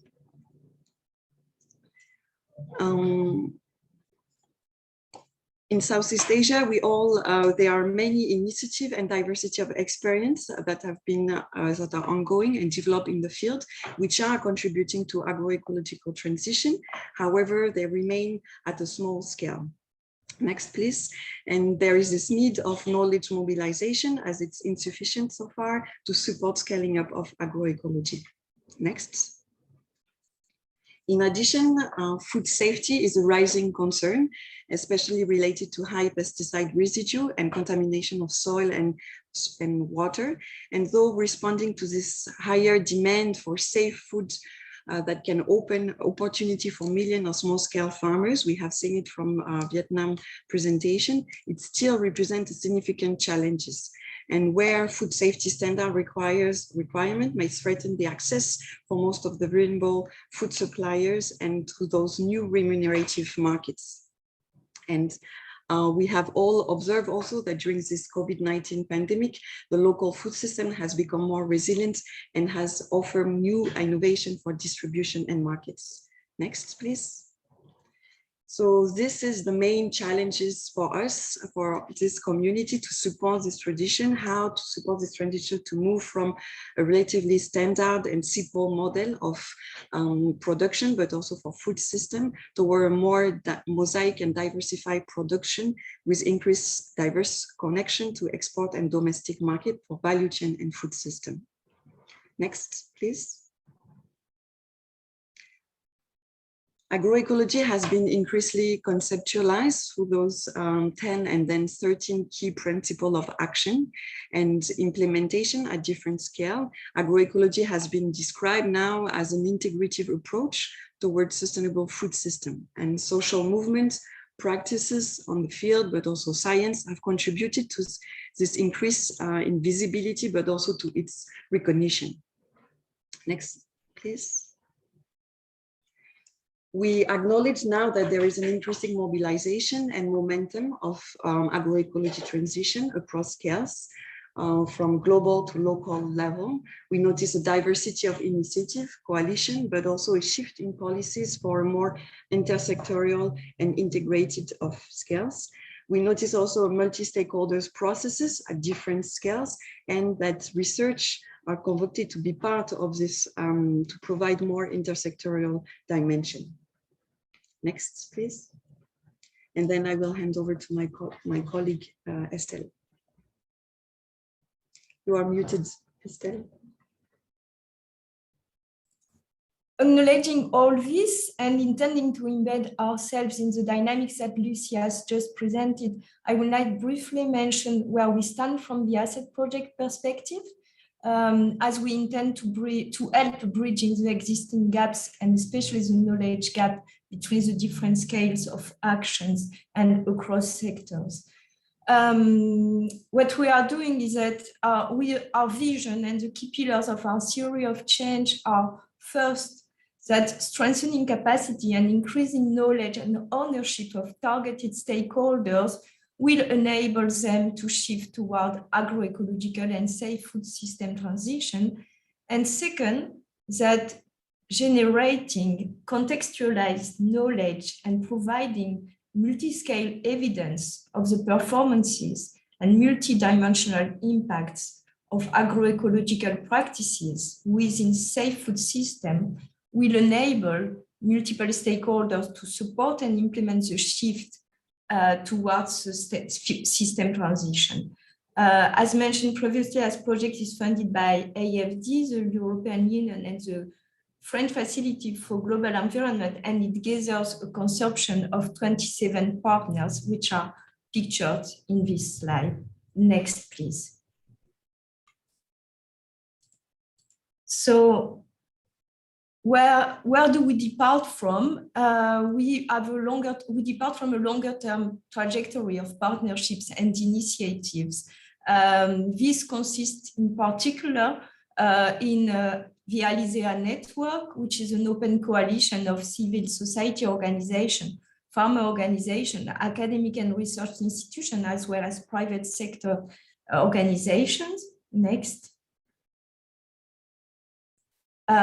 We also build on a number of research platforms that developed over the last 20 years as a result of the partnership of CIRAD with a large number of national partners in research for development and academia, as well as in international research organizations such as the CG Center, and notably the Malika platform, which works on market and agricultural linkages in Southeast Asia, ASEAN, which work on agroecology in Southeast Asia, and GREECE, which work on managing emerging risk in Southeast Asia, arising from disease in the field of animals. And finally, next, thanks. Our project will endeavor to support the LICA initiative, which have already been presented by Dr. Tateva. And next. And within the frame of the asset project, we will be tackling specific actions which have been designed to help addressing the potential for climate change mitigation via agriculture, actions which are aligned with the 4 per 1,000 initiatives and the potential of agriculture to restore soils and then increase carbon sequestration via appropriate practices and systems, as was already mentioned by a number of speakers before, especially Dr. Chansarut. And our project intends on this, not only to further design climate resilient agricultural models, but also to monitor soil carbon, soil organic carbon and greenhouse emission, bring further elements on that, and then testing a number of funding mechanisms in support of this carbon saving agricultural system. And tomorrow we will have a specific session 2.A, which will be dedicated on this. Next. So from our project perspective, how do we work? First, acknowledging how agroecology is locally grounded and how it draws on local ecological and social processes. Our intention is to, with research for development processes, to help fostering the creation, the co-creation of knowledge that is already taking place in the field, but that is still much more needed from the local level and then with a view to scaling up. So we aim to build on the diversity or variety of initiatives and innovation which are in the field to strengthen these local processes of co-creation of knowledge in different contexts, operating from field to farm to landscapes levels. And this, we hope, will help very much respond to the critical need to adapt farming systems, markets and policies on a much wider scale to the variety of local contexts in Southeast Asia, and to learn from it, to feed into actions which will help support moving into scaling up transformation. So for this means that we need to comprehend and address the diversity of situation. And in the context of Southeast Asia, and more specifically the 4 countries in which our project will intervene at field level, being Laos, Cambodia, Vietnam, and Myanmar, as project has identified 3 broad range of dynamics and challenges, which are summarized in the slide via feeding booming cities through safe and fair food circuits, sustaining rice production as cornerstone of food and farming system, and preserving uplands and social and environmental degradation. And we very much intend to be addressing all these different type of challenges in the field. Next, please. And from this, we very much will want to go into, from these local knowledge processes, feed into a multi-scale policy dialogue framework and processes, and learning from experimental approaches in innovative policies at local level, and use LICA as a main vehicle at ASEAN level to learn from these experiments from territorial level, with a view to identifying policy tools and mechanisms in support of agroecological transition that can be supported in countries and at ASEAN level, and moving forward into a common position in agroecology for ASEAN. And in addition to this very much interministry task force driven dialogue at national level and ASEAN policy arenas driven at regional level, we very much intend to also have a parallel and linked multi-stakeholder dialogue process driven by the ASEAN coalition to feed into the policy dialogue at the different scales. And we will also very much draw on the partnerships that we've got with CASIC as a key component of this multi-scale policy dialogue. And all of this will be further elaborated on during session 2B tomorrow. Next, please. So as I already mentioned, to sustain knowledge exchanges horizontally across different stakeholders and sectors and vertically across scales, our project intends to foster the dynamics that have been created with the development of the ASEAN network and to reinforce them. And for that, we will build upon a number of research dynamics and on advanced knowledge strategy and actions. So we've got a 4-pillar approach, multi-stakeholder R4D processes at territorial level combined with a cross-scale policy dialogue, across scales networking through ASEAN, and knowledge management to support these processes. Next, please. So just to a few insights on lessons that we've got already from our starting project is that as you can sense from the presentation, and as is widely acknowledged, a critical dimension of agroecological processes is our knowledge intensity. And in the experience of the ASEAN network, the networking has proven critical and is very much valued for the capacity to combine testing, adapting innovation in different contexts, sharing results within the network and drawing lessons collectively. And there is a strong expectation from the ASEAN members to build upon the network to move further in this direction and then contribute together with other coalitions and other organizations in joining forces to provide robust evidence and recommendations and be able to further feed into policy processes and dialogues at different scales. An emphasis also on knowledge management, where we are and what we think is important. Knowledge management in this context is obviously critical, and this has been experienced by ASEAN, who has been developing an online library which already consolidates a broad set of knowledge resources from diverse sources, and that online repository is already quite valued. However, it is quite important to go beyond and to improve the accessibility to and actual possibility of using these knowledge resources. And for that, digital transformation will provide key opportunities. One, through untapping the potential of artificial intelligence to better exploit these existing knowledge resources in promoting a shared conceptions and vocabularies, in extracting and visualizing better all of the rich information from these resources, and then deriving learning from this text mining.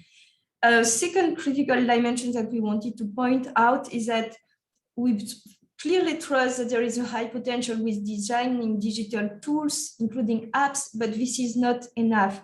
It is also very important to consider which information is relevant to who and how can people access it and use it to make relevant decisions. So it is partly critical to combine the design of the tools with how to reach out to different populations, and especially farming remote populations. So combining the design of the tools with revisiting advisory service approaches seems to add a key dimension, which will be further explored by a companion project developed by CDE, the AgriPass project. Another key insight is about the importance in this context also of capacity development and of integrating the variety of knowledge sources and approaches. And I will just highlight two elements.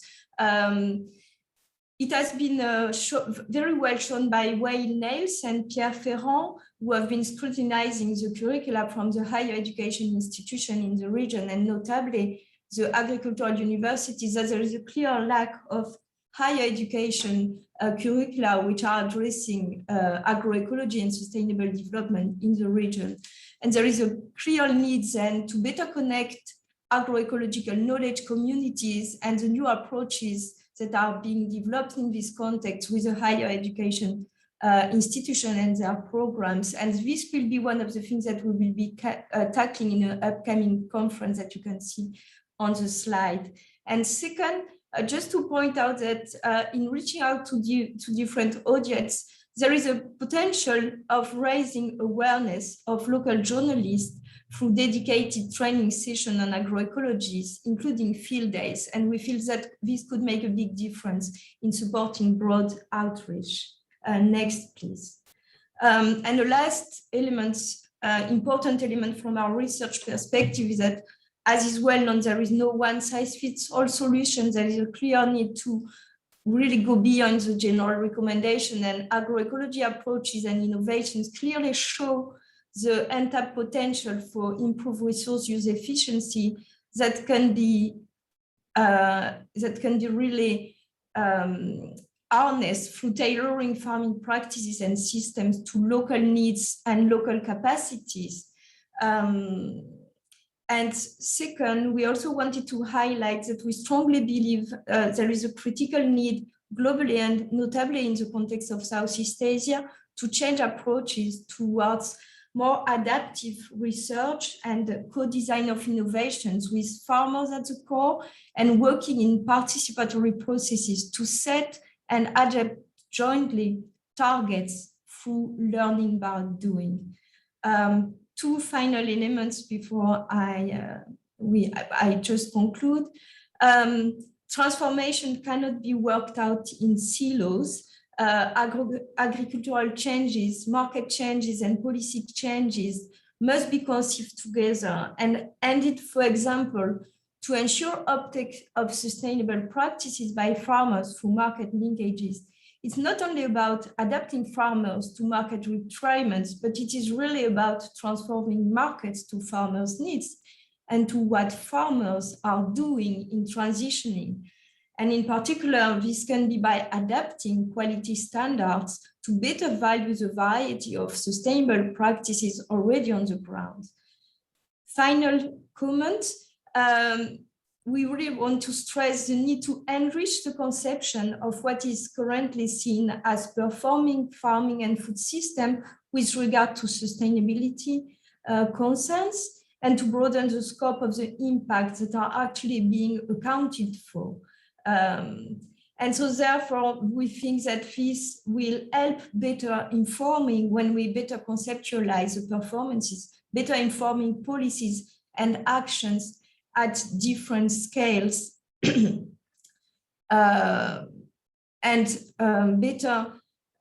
there is a need, therefore, to generate knowledge that better reflects the local conditions, the performances, and to have an improved capacity of assessing performances across the very different dimensions behind sustainability. And I will just put, please, the previous slide, just to show it up. Very important to just show you that broad approach, how we work things together to bridge gaps across scales, as are broadly mentioned, and also across the different spheres, technical and economic, policy, and the broader societal spheres. Thank you very much. Thank you very much, Estelle and Lucy, for this very comprehensive presentation. I think it's provides a good introduction for our upcoming panel discussion. We are already running quite late, so we are going to move directly to the panel discussion. I would like to kindly request the panelists to turn their camera on as we are going to start the discussion. And first of all, I will start with a quick round of introduction, starting with the ladies. So our panel this afternoon include Ms. Imelda Bakudo. She's a coordinator of the ASEAN Climate Resilience Network. We have also Ms. Irish Bagilat, coordinator of the UN Decade of Family Farming and Women Farmers Agenda at the Asian Farmer Association for Sustainable Rural Development, AFA in short. Ms. Lim Li Lin, senior legal and environment researcher with the Third World Network. Mr. Mark Eberle, executive director of Smart Agro Company. Dr. Wynne Ellis, executive director of the Sustainable Rice Platform. Mr. Marut Jatiket, director of the Field Alliance and Thai Education Foundation. And finally, Dr. Fergus Sinclair, chief scientist at C4 ICRAF and co-convener of the Transformative Partnership Platform on Agroecology. So as you can see, we put together a very nice panel. This discussion is intended to identify recommendations and priorities to support the agroecological transition. And we'll organize this panel around 3 questions. So the first question will be addressed to Ms. Irish Bagilat, Mr. Mark Eberle, Mr. Marut Jatiket, and Dr. Wynne Ellis. And as we start, we would like you to share an inspiring example of a policy, program, or initiative that has played a catalytic role in shifting systemic barriers to scaling out agroecology approach and safe food system. And in addition, what key lesson can be learned from this example? So you have up to 5-6 minutes maximum each, and you may refer to the opening presentation. So we'll start with Ms. Bagilat. You have the floor. Yes, thank you, Pierre, and greetings everyone from the Philippines. We are grateful to be a part of this very important event, and it is an honor to be representing the millions of smallholder farmers constituency of AFA in 16 countries. So AFA is a regional alliance of 20 national farmers organization. So before responding to Pierre's question, I just wanted to mention a few things. As the previous speaker earlier said, there is a momentum to embark on the transition to a more agroecological agri-food system. And I wanted to underscore that as countries attempt to transition, it is important for all development partners, for governments to tackle the systemic and emerging new challenges faced by smallholder farmers. And in addition to that, and it was also already mentioned by some of the speakers, the role of millions of smallholder farmers in transforming the food system has yet to be fully recognized by institutions and other actors.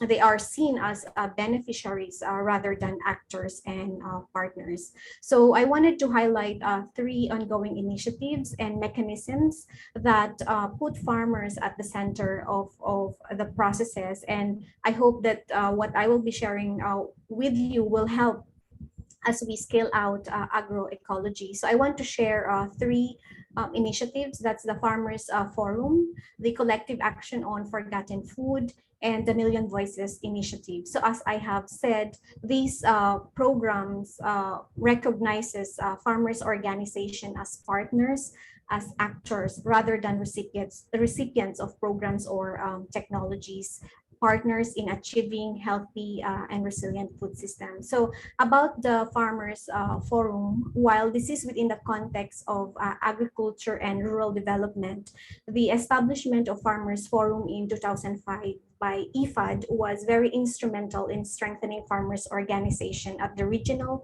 and national levels. So it is an ongoing bottom-up process of consultation and dialogue between farmers and rural producers organization from all over the world with IFAD and with member states. So the question now is, how can governments and other development agencies strengthen their collaboration with farmers platform at the national and local level in country programs and project as we transition to a more agroecological agri-food systems. The second initiative that recognizes the voices, the capacities of farmers and their organization is the Collective Action on Forgotten Food.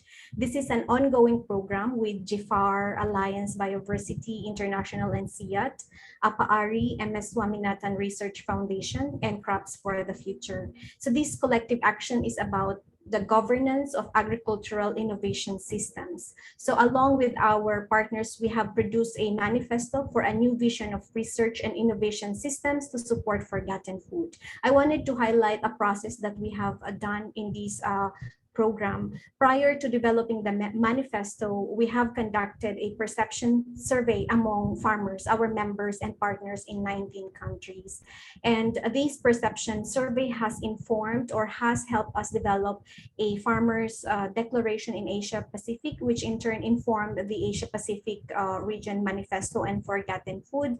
And then it has informed the global manifesto. So we see this process and the outputs as something that will foster the recognition of farmers and our organizations' capacity to innovate and produce knowledge that will support the transition again to a more sustainable and agroecological food systems. So the last initiative at the global level that I wanted to share is the Million Voices Initiative, Citizen Science to Support Agroecological Transition. While this is really new, we just launched it through the TPP, or Transformative Partnership Platform on Agroecology supported by SDC.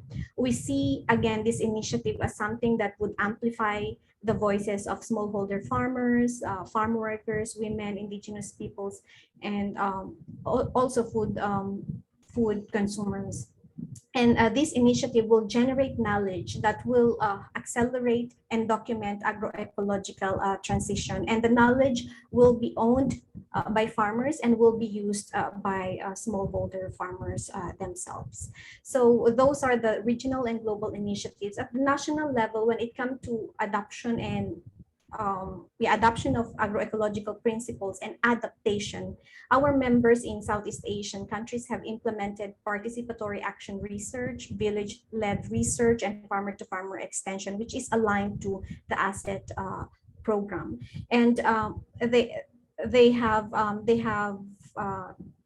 they have shown that these approaches has increased the chances of really involving women farmers in the process of innovation and implementation of project. So these were actually the testimonies from our members.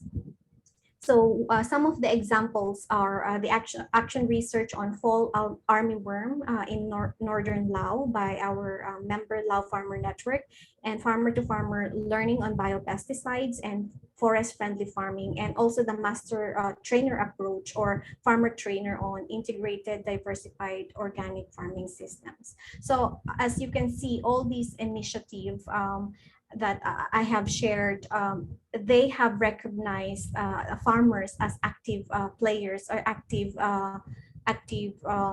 contributors to agri development, not just as food producers, but as knowledge producers.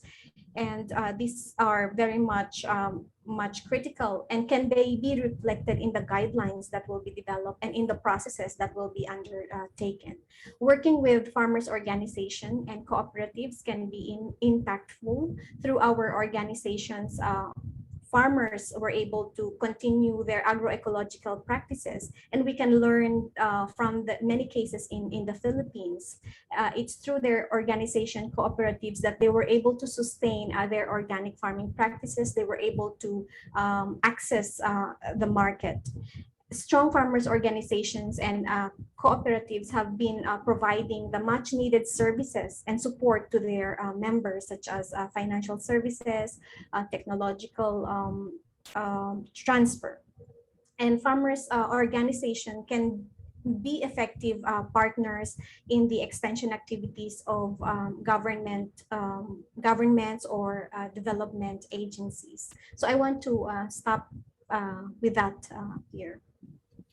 Thank you very much, Irish, for this contribution and also for highlighting and reminding us to consider farmers and their organization as key partner rather than beneficiary. This is really critical. Now I will give the floor to Mr. Eberle. Kindly try to stick to the 5-6 minute time limit since we are already running a bit behind. Mr. Eberle, the floor is yours. Well, thank you very much, Pierre. I'll keep it very short in a nutshell. Basically, Smart Agro as a private company, we're trying to provide all the necessary tools and services to transition to agroecology. So basically, we work with smallholder farmers, but we also work with medium and large scale agribusinesses. And we provide consultancies to implement the practices for transition to agroecology. We provide the seeds for cover crops in seed mixes.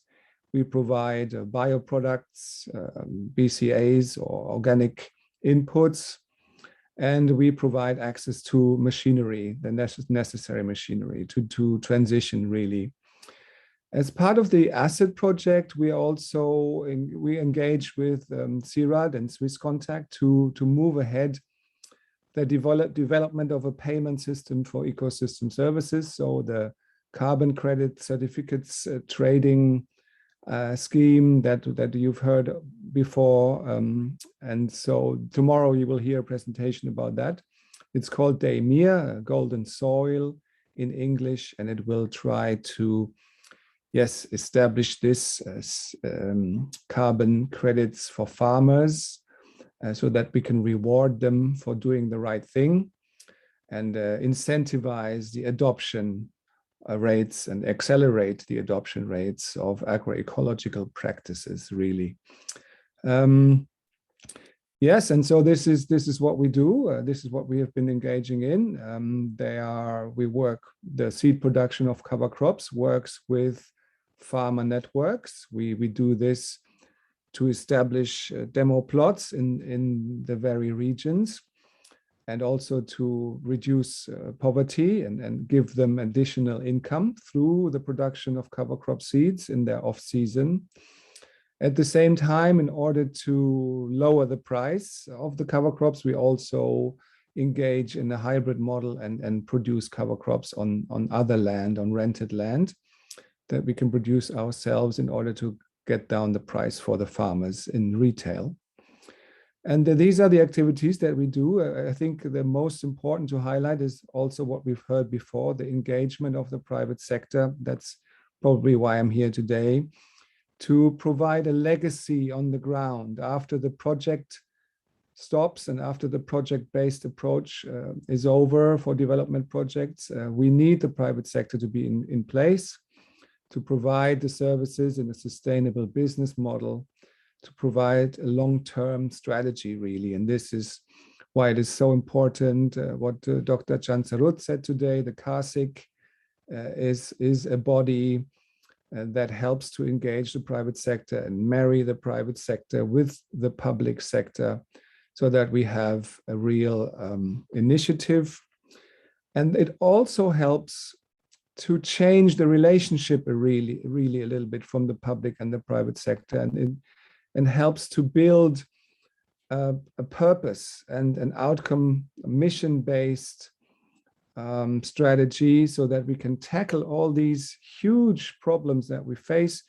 Agroecology as a holistic system is so complex that you cannot really, focus on only the small parts. In order to be able to provide a transition, you need to have this kind of mission-based, purpose-driven outcome relationship, and that is what we need. Thank you. Thank you very much for sharing your first-hand experience, providing insight on this promising approach, and highlighting the role of the private sector, since it is really critical to move forward with the transition. I would like now to give the floor to Mr. Jatiket Marut. Good afternoon, everyone. My name is Marut Jatiket, and I'm from the Field Alliance, which is the regional network of NGOs and government agencies, academies that work on agroecologies and also creating awareness on the pesticide impacts to health and environment. Also heading the Thai Education Foundation, which is the national Thai NGOs that work on education, environmental education, and so on. You can study more of our work in our website. I want to share with you a little bit of some background of our recent project that we have held from 2007 to 2018. What we call the REAL project, which stands for the Rural Ecological Agriculture for Livelihood. And the goal was to create awareness on the impacts of pesticide and promote conservation and sustainable use of agrobiodiversity. Was implemented in Cambodia, Laos, Philippines, Myanmar, Thailand, and Vietnam. And we had over 10,000 student farmers in the program with over 500 communities. Projects range from integrated farming, biobedding, conservation indigenous vegetable, herbal medicines, and so on. And also some works on pesticide waste container bins implemented in Cambodia and Vietnam. Now, what I would like to follow up with that is that given what we are trying to move on to agroecologies, we are still facing the pesticide issue. And just for example, in Thailand, there are less than 10% of farmers who's doing organic farming. So the rest is still using pesticide. In 2018, we did the studies. We tested the school lunch material in 55 schools from 4 regions of Thailand. And we found the most frequent used vegetable like carrot, string beans, cabbage, and Chinese kale. 90% of them contain organophosphates and pyrethroids.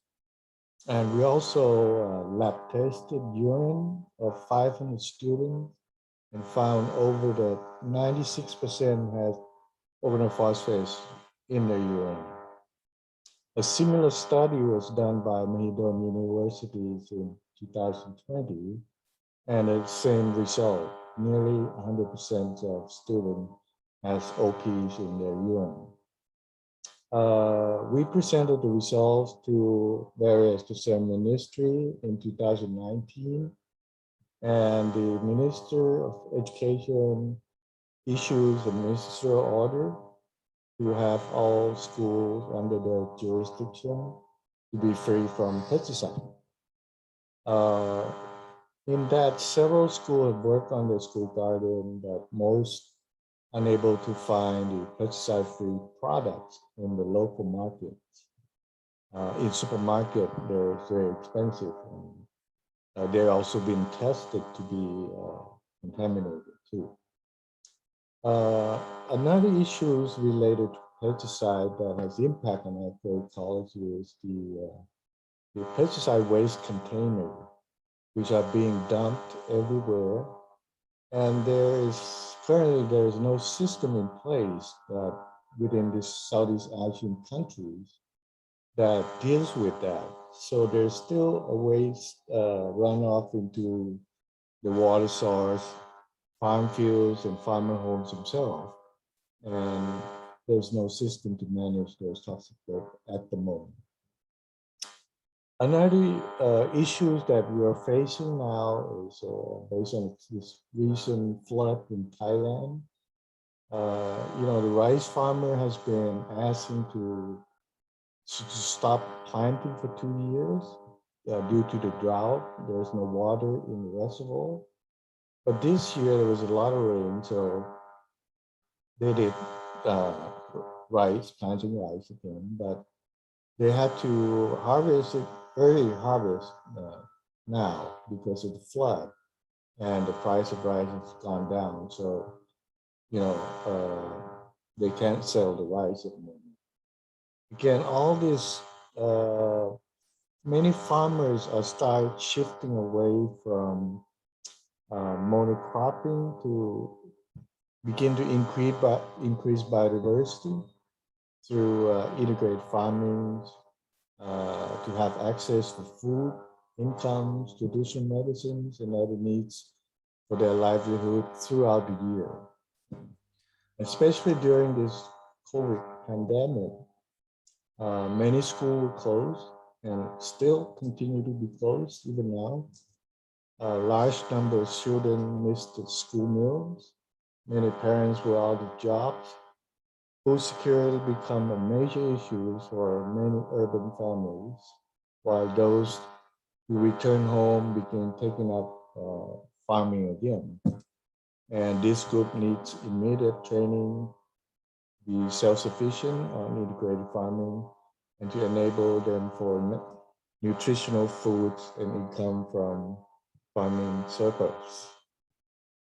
What my recommendation would be that we need to still look at these pesticide issues and the studies on the impact, the residues in food and health, especially to the vulnerable groups of children and women, to educate publics and policymakers, and is also provide as concrete evidence to develop responsive policies.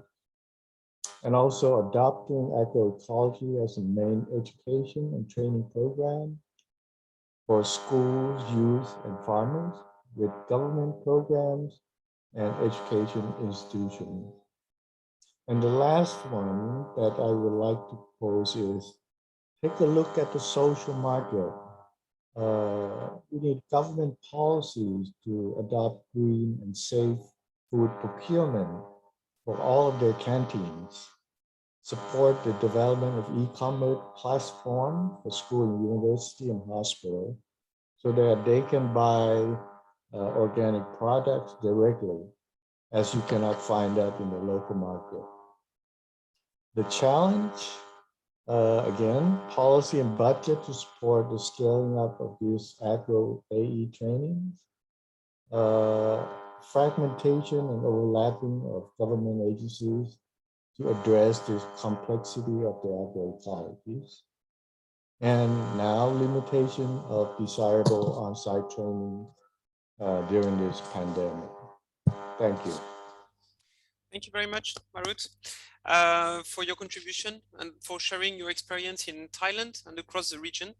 I also note the importance to tackle the issue of pesticide residue in school lunch. That is really preoccupying. Now I would like to give the floor to Dr. Ellis. Win, you have the floor. Kindly speak directly in your microphone and stick to 5 minutes. Over to you, Win. Thank you, Pierre. I'm sharing my screen. Is that yes. All right? Yeah, it's okay. Okay, thank you so much. So, well, first, thank you for the opportunity of being here. For me, it's an education with multiple definitions and interpretations of agroecology. It's really important to establish some kind of common understanding and metrics as a framework to monitor progress and impact towards what I regard as our shared goals. And I want to share today an overview of the Sustainable Rice Platform as one example of a systemic multi-stakeholder approach that is very much aligned with the goals and principles of agroecology.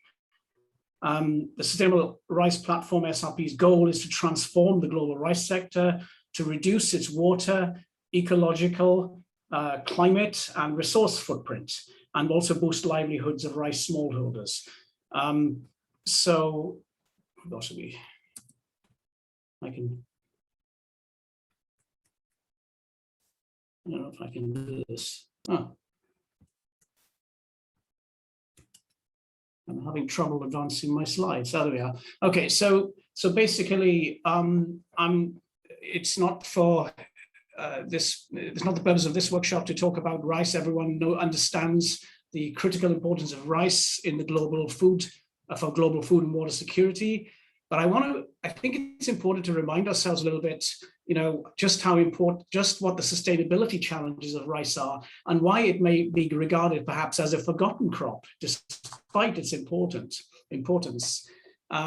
If you look at the right here, you'll see some comparisons of the footprint of rice by various measures compared with those of crops which have attracted massive attention and massive investment over the last 30 years. Right, cocoa, coffee, palm oil, and so on, all had very mature sustainability regimes in the 80s.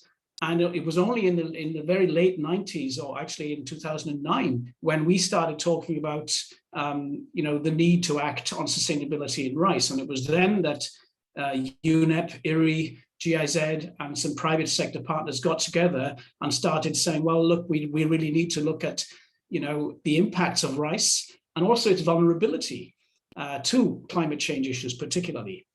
So I'm not going to read through those things, but you get the idea that the footprint of rice, the sustainability footprint of rice, actually dwarfs that of these other commodities that have attracted so much attention. So how can we basically meet the shortfall that we expect in 2050. IRRI and ADB are agreed on this. There is an expected 25% shortfall in rice supply by 2050. How can we achieve that, meet that gap in a sustainable way? And that will be a huge challenge given the diminishing resource base that we have. So the Sustainable Rice Platform, really, its vision is to feed the world sustainably.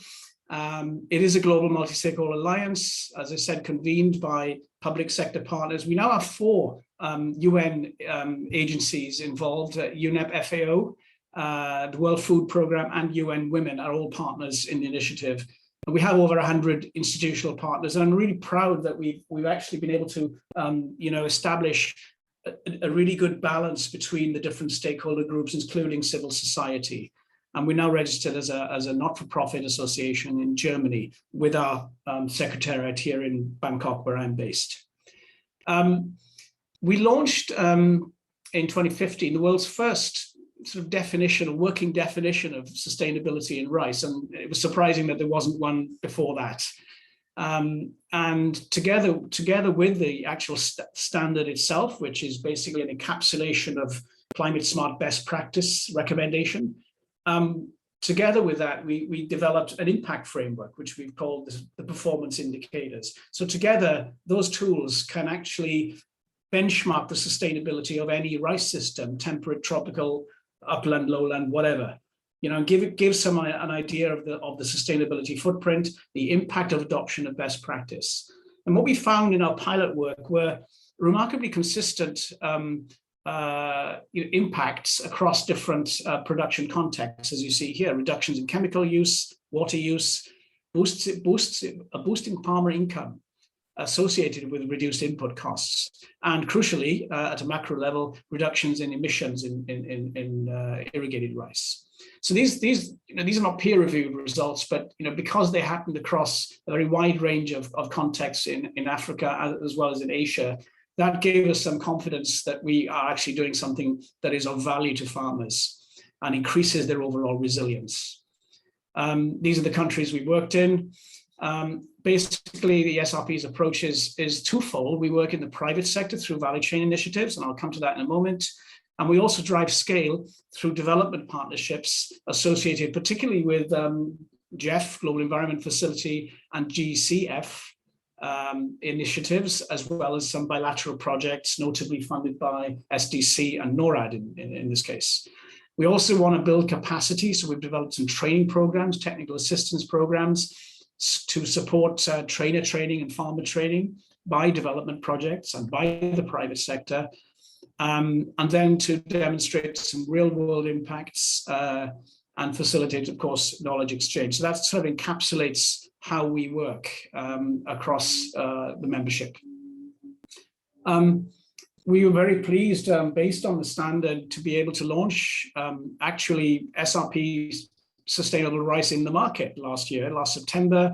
Lidl was the very first to launch SRP verified rice in the market, and it's now being sold in supermarket shelves in 4 or 5 countries in the EU. We hope we've had a lot of interest through our retail engagement program. This program is managed by Global GAP, and it provides a really practical basis for downstream actors to de-risk their supply chains and create upstream pressure on suppliers and producers to actually shift towards sustainable practices and to incentivize those changes. So this is a market-driven process, and it's important because the market has a spillover effect on public sector activities. The governments are always watching to see, to see what the private sector is doing, because, and if it works, they'll take it up. So value chain transparency and differentiation is another reason why downstream actors are interested in this. There is a retail premium associated with sustainable rice, and there is willingness to pay according to our information. So we're pleased that this program is up and running now, and we hope it'll expand here in Asia too. Just an example of some of the packaging information. You'll see the SRP verified tick mark on the top right of that pack.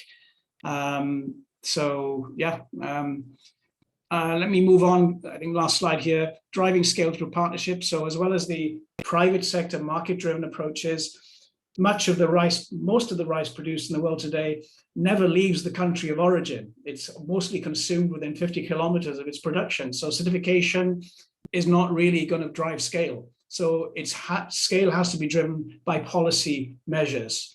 So we are working with a consortium that we helped to set up called the Sustainable Rice Landscapes Initiative with 5 partners, as you see here.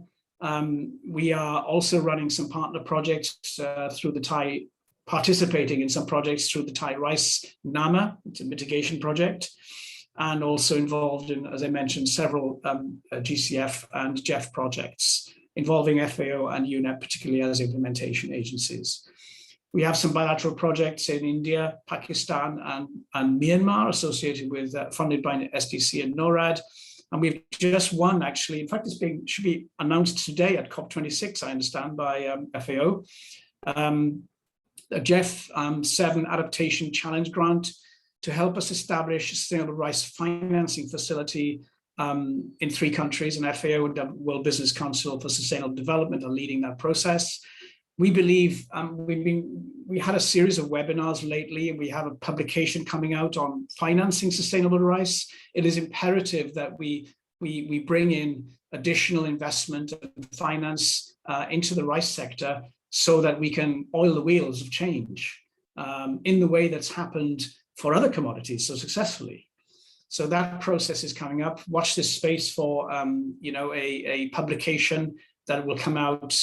It should be come out next month, actually, on financing sustainable rice. And we believe that has some important opportunities for blended finance, as well as transaction finance and other kinds of instrument.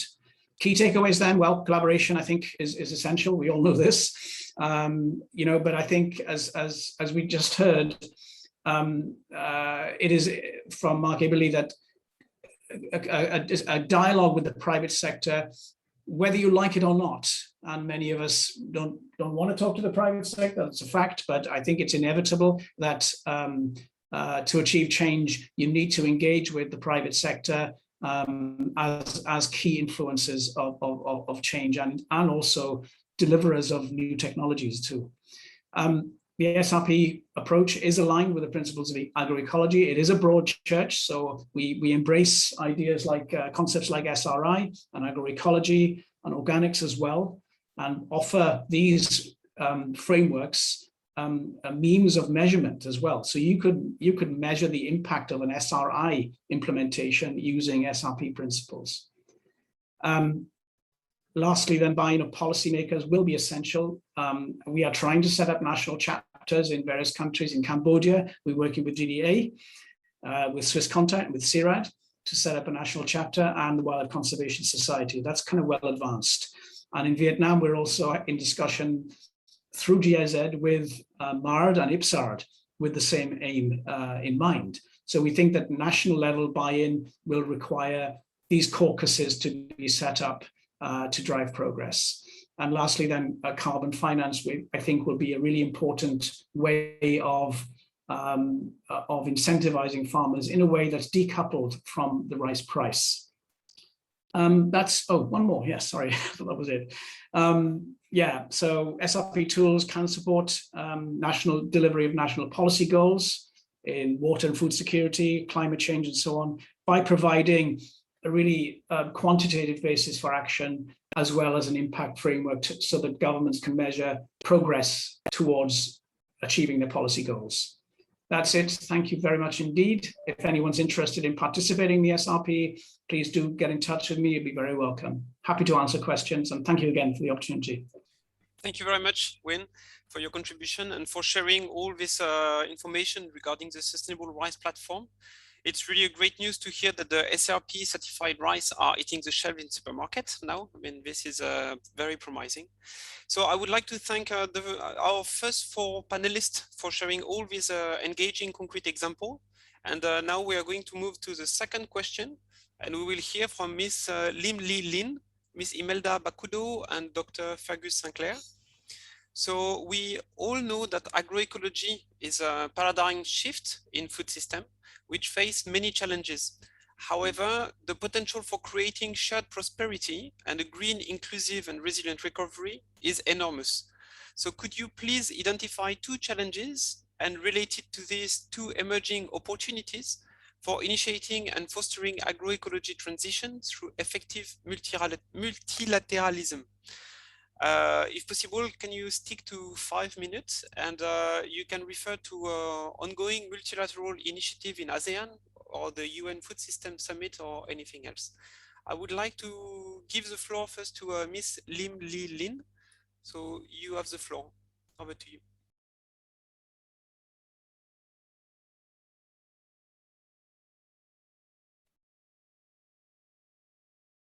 Thank you, and good afternoon to everyone. I would like to address a key systemic challenge and 2 important challenges, as well as opportunities to support the agroecological transition. The challenges facing agriculture and food systems are generally perpetuated in vicious cycles that tend to lock in the dominant industrial model of agriculture. Current incentives, unfortunately, keep farmers and consumers locked into the structures and logic of industrial agriculture while locking out the reforms that are needed. So, a major systemic issue to address is how to break the conditions that lock in industrial agriculture. This means addressing the concentration of power that lies with only a limited number of actors, which reinforces their economic and political dominance, and thus their ability to influence policies and incentives. To illustrate, the market share held by just the top 4 firms globally in this sector in 2019 is 65.8% in agrochemicals, 58.3% in animal pharmaceuticals, and 53.2% in commercial seeds.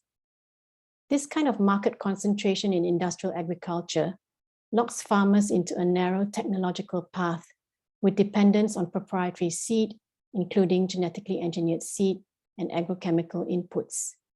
These standardized, input-intensive varieties are harmful to agricultural biodiversity.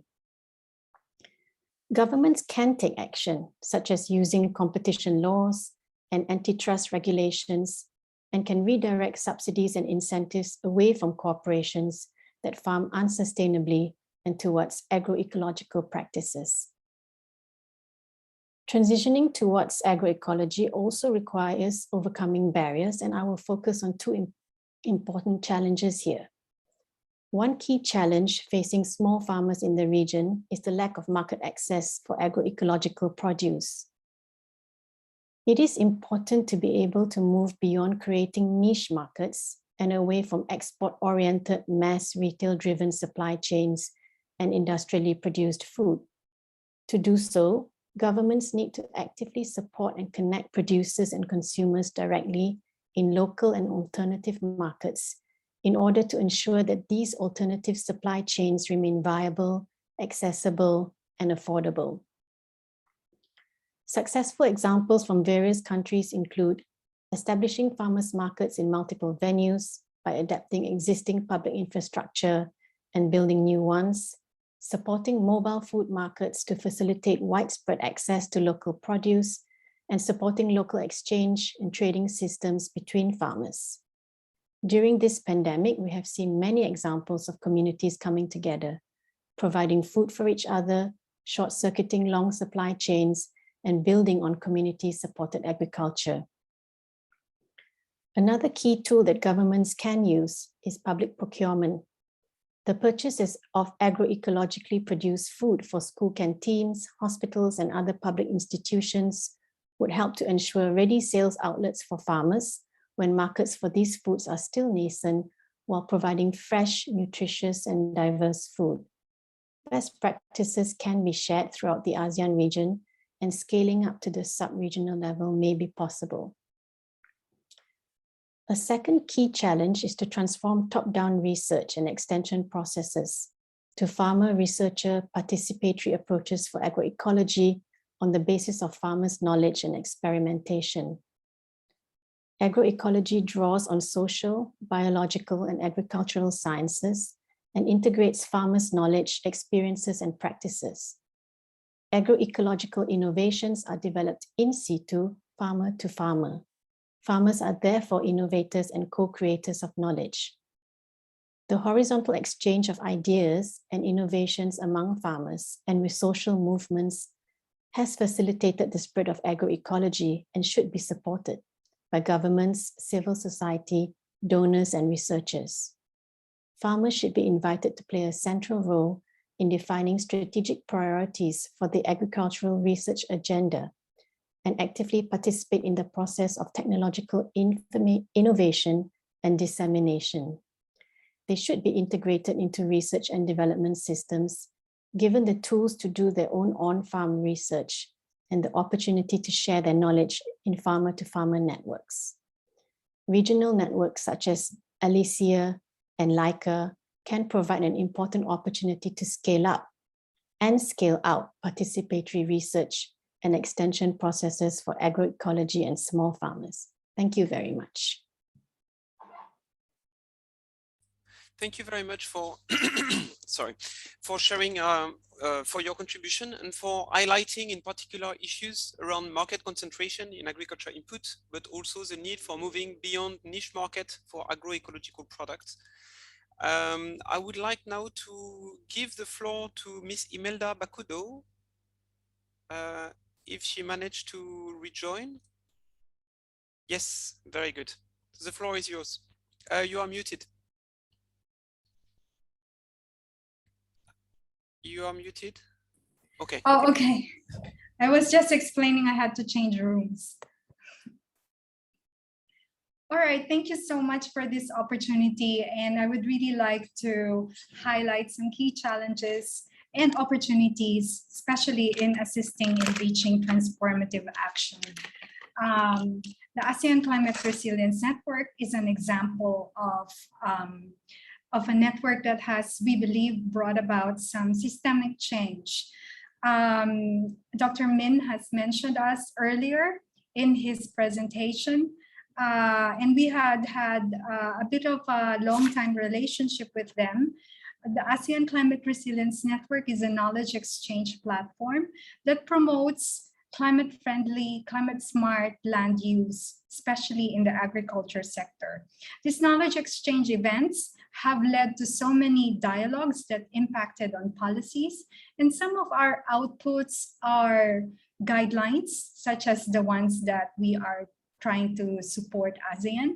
At the moment, we have produced and assisted ASEAN in producing guidelines for promotion of climate-smart agriculture, which actually contains nature-based solutions, food system approaches, bioeconomy approaches.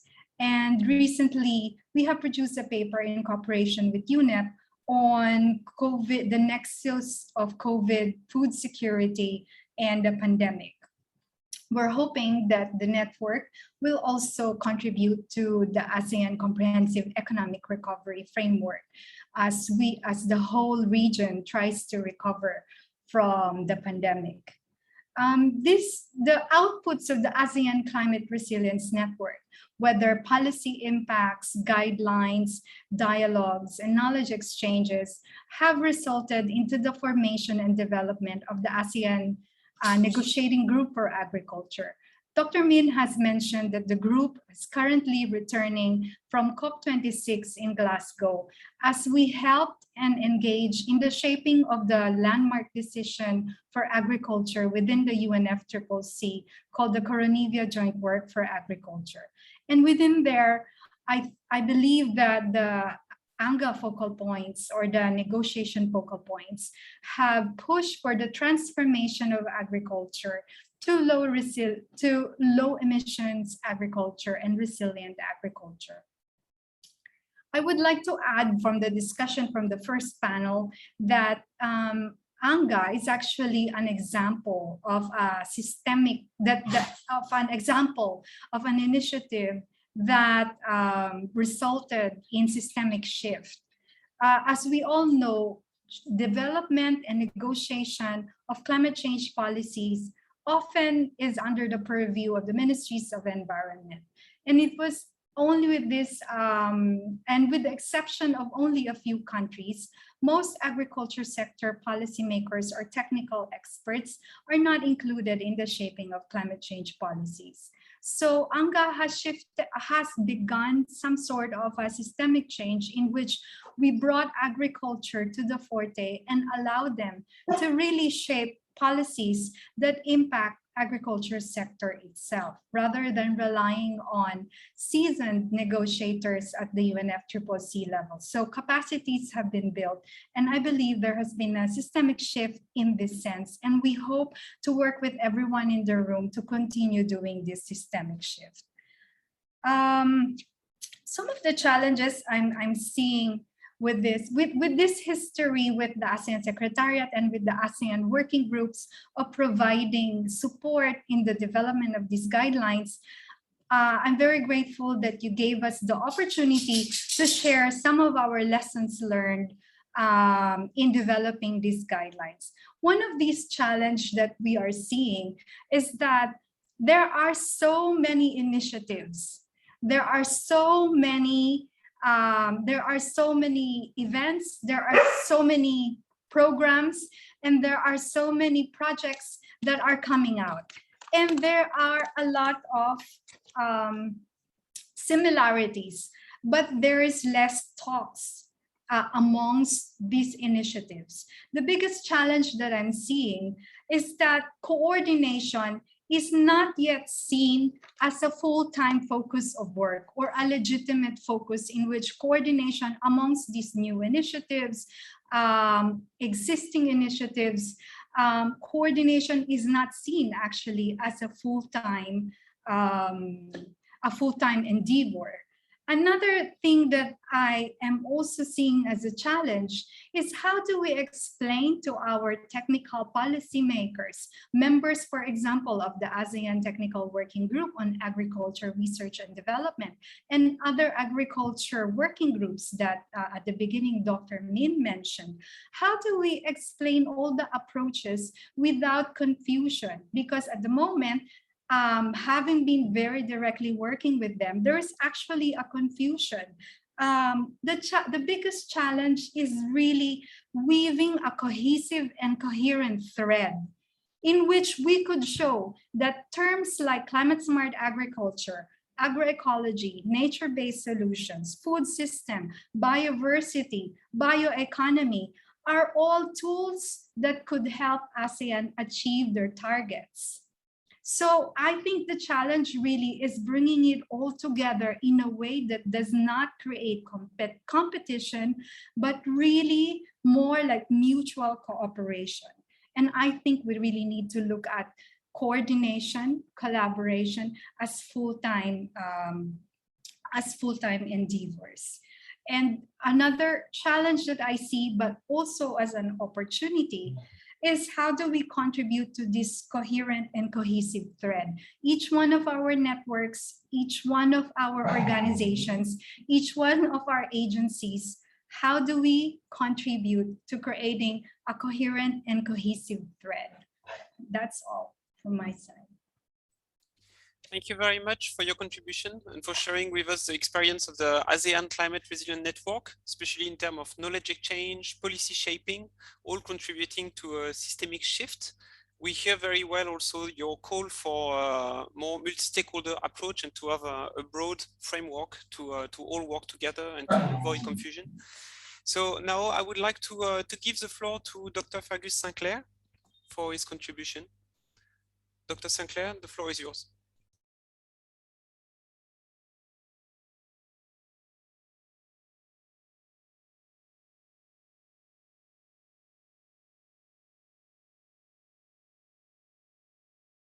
Hello, are you seeing my screen? Yes, it's good. Okay, thank you. It's really fantastic for me. I'm here in Glasgow, where it's cold at the COP26. And one of the key problems with integration that we've, it's not advancing my slides. One of the key constraints in getting agriculture into the climate change negotiations is the fact that you have a completely different group of people here at the UN FCCC. They're all from environment ministries, as opposed to at the United Nations Food Systems Summit, where we had people who were predominantly from the agricultural sector. And that's the two challenges that I want to address in this very short intervention are around a missing middle.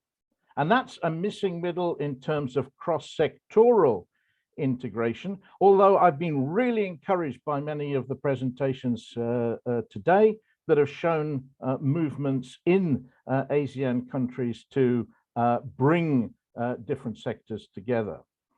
But then there's also this missing middle in relation to scale. So there's a lot of international commitments, national commitments to transforming food systems, but they don't often result in real action on the ground, because as you get closer to the farmer, that horizontal integration becomes more important.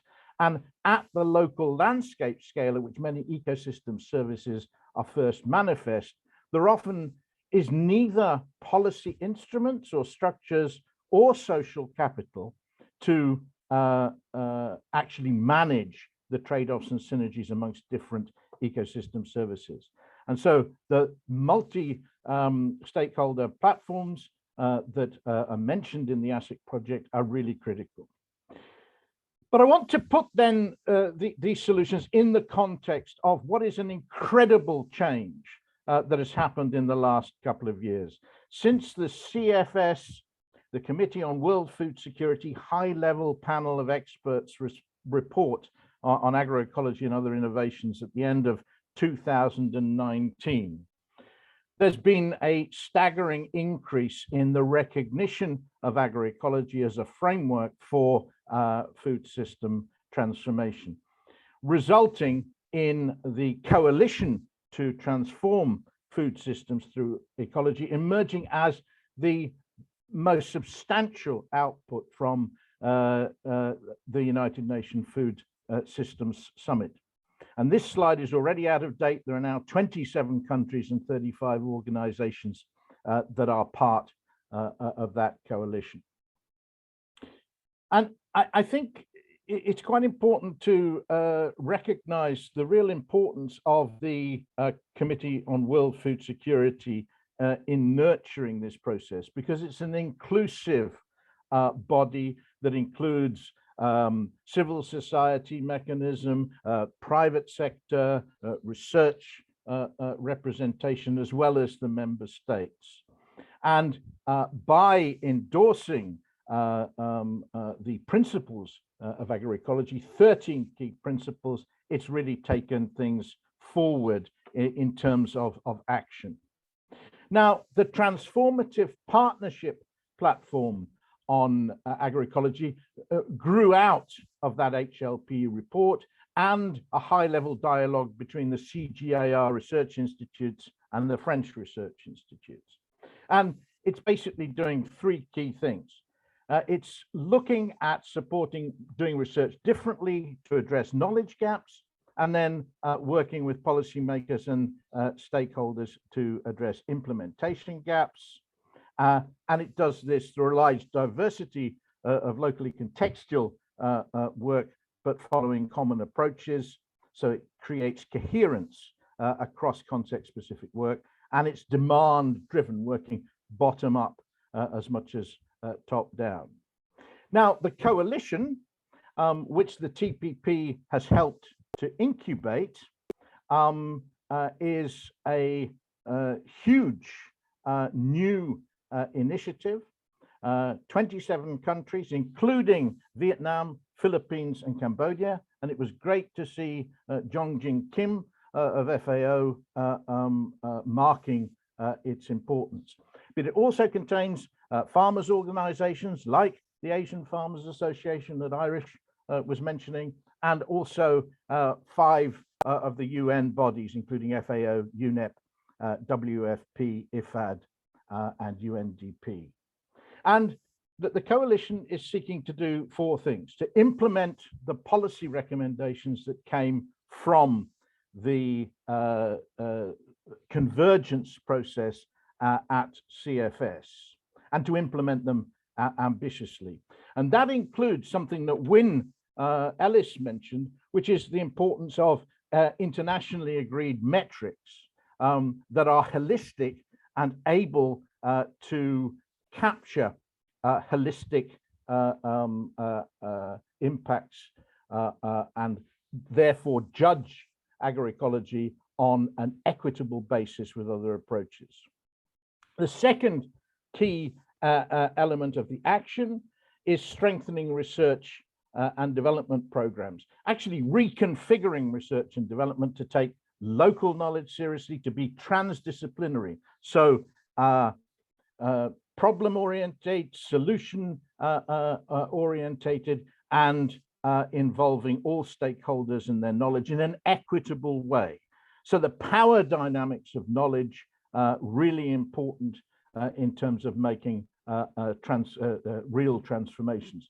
And I think it's really significant that all 13 principles, HLPN principles, need to be applied comprehensively. If you just select one or two, then you don't necessarily approach things. And there was a question in the chat from Margaret Uvatuna, who was asking about whether there was a distinction between agroecology and nature-based solutions. And there's actually a project brief on that that's just coming out from GIZ that shows where nature-based solutions starts with conservation as the key principle. Agroecology is starting from farming, but trying to do it in harmony with nature. You would think that those two things would meet in the middle. They don't necessarily, unless you work at it, because the mindsets and the principles and the key ideas that people start with from those two different perspectives can lead to differences. And it's important, therefore, to think about the principles that we're applying and make sure that we apply all of them, including those related to governance and socio-economic circular economy, as well as the agroecosystem management aspects that are so often predominant in agroecological programs. And it's really about the equity of agency in all actors in the food chain. And the third element relates to integrated policy across sectors and scales. And the fourth, ensuring that public and private investments promote the adoption and large-scale implementation of agroecological practices. And I was really pleased to see Irish mentioning the Million Voices Initiative, a citizen science campaign to ensure that it's farmers' voices that are being taken seriously in the generation and sharing of knowledge. And that's another TPP initiative which has just started. Thank you very much. Thank you very much, Dr. Sinclair, for your contribution and this promising news in regard to the current momentum and even wind of change. I note the importance to have a holistic approach, including all the 13 principles of agroecology for transformational change. So I would like to thank all our panelists for your insightful contribution. I think one of our panelists, if I'm not mistaken, Ms. Lindley, has to leave, but we will continue with all the other panelists since we have a final question, but we will try to be short since we are already running over time. So for our last question, it will be open to all panelists. A very concise statement, I mean up to 2 minutes maximum. As we have seen in previous presentation, agroecology transitions are urgent, complex, and require well-coordinated and multi-stakeholder engagement and cooperation between countries. This was highlighted also in the beginning of this session. Taking into consideration the possibilities for change and emerging opportunities, could you please share your recommendation for the development of effective guidelines that help promote and accelerate the transition? Hi, Pierre. I would like to... Okay. Go ahead. Thank you, Pierre. Having helped ASEAN produce several guidelines, thank you for this opportunity to be able to at least share some recommendations to proceed with the guideline we are trying to help ASEAN now, which is the ASEAN Guidelines on Sustainable Agriculture. What we have learned from the ASEAN Climate Resilience Network experience, which, by the way, I failed to mention, has been supported by GIZ, FAO Regional Asia Pacific Office, the whole CGIAR CCAPS program, which has closed, and the Global Alliance for Climate Smart Agriculture. So, proceeding with some of our insights from the experiences of helping ASEAN produce guidelines, what I would like to share would be just a few points. A good guideline would be something that really shows commonality among the 10 member states of ASEAN, and a guideline that doesn't assume to be introducing something new, or that this is like the zero point in which this is the beginning. What I would like to say is a guideline that acknowledges that there are best practices already being implemented within the region, and that this guideline exists to guide all 10 member states should they need these reference points. I would also suggest a guideline that actually brings actors together and not branded by only one agency. We have seen guidelines that are branded as its GIZ or its FAO.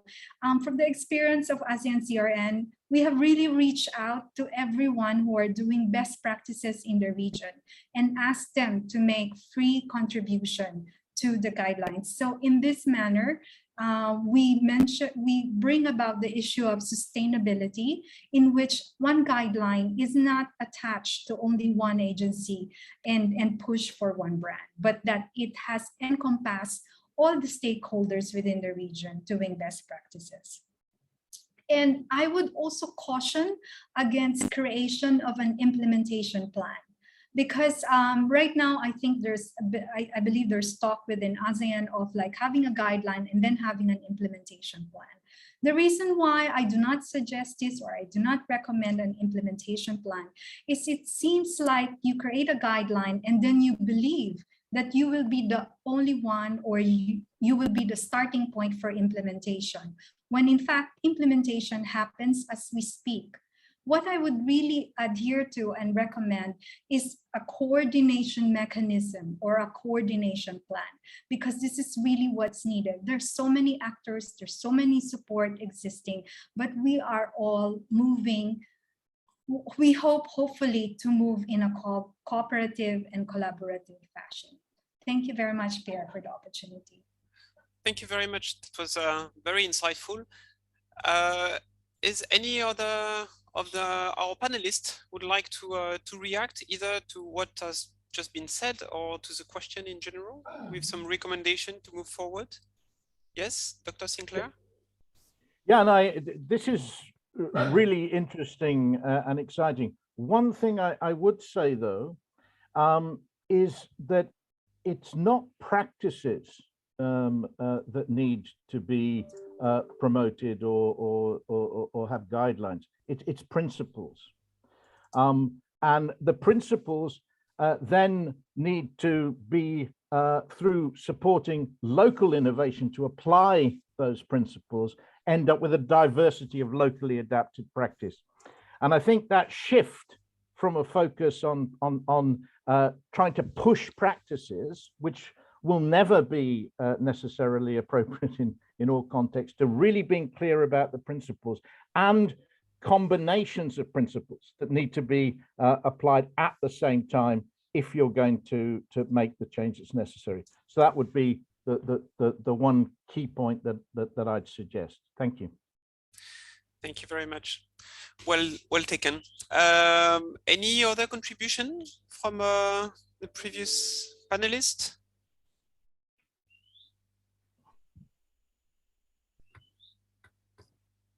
No? Yeah, yes, maybe. Yes, Win? Yeah, perhaps just to again reinforce what Fergus Sinclair has said, it occurred to me that there are so many initiatives, and it's a very, very rich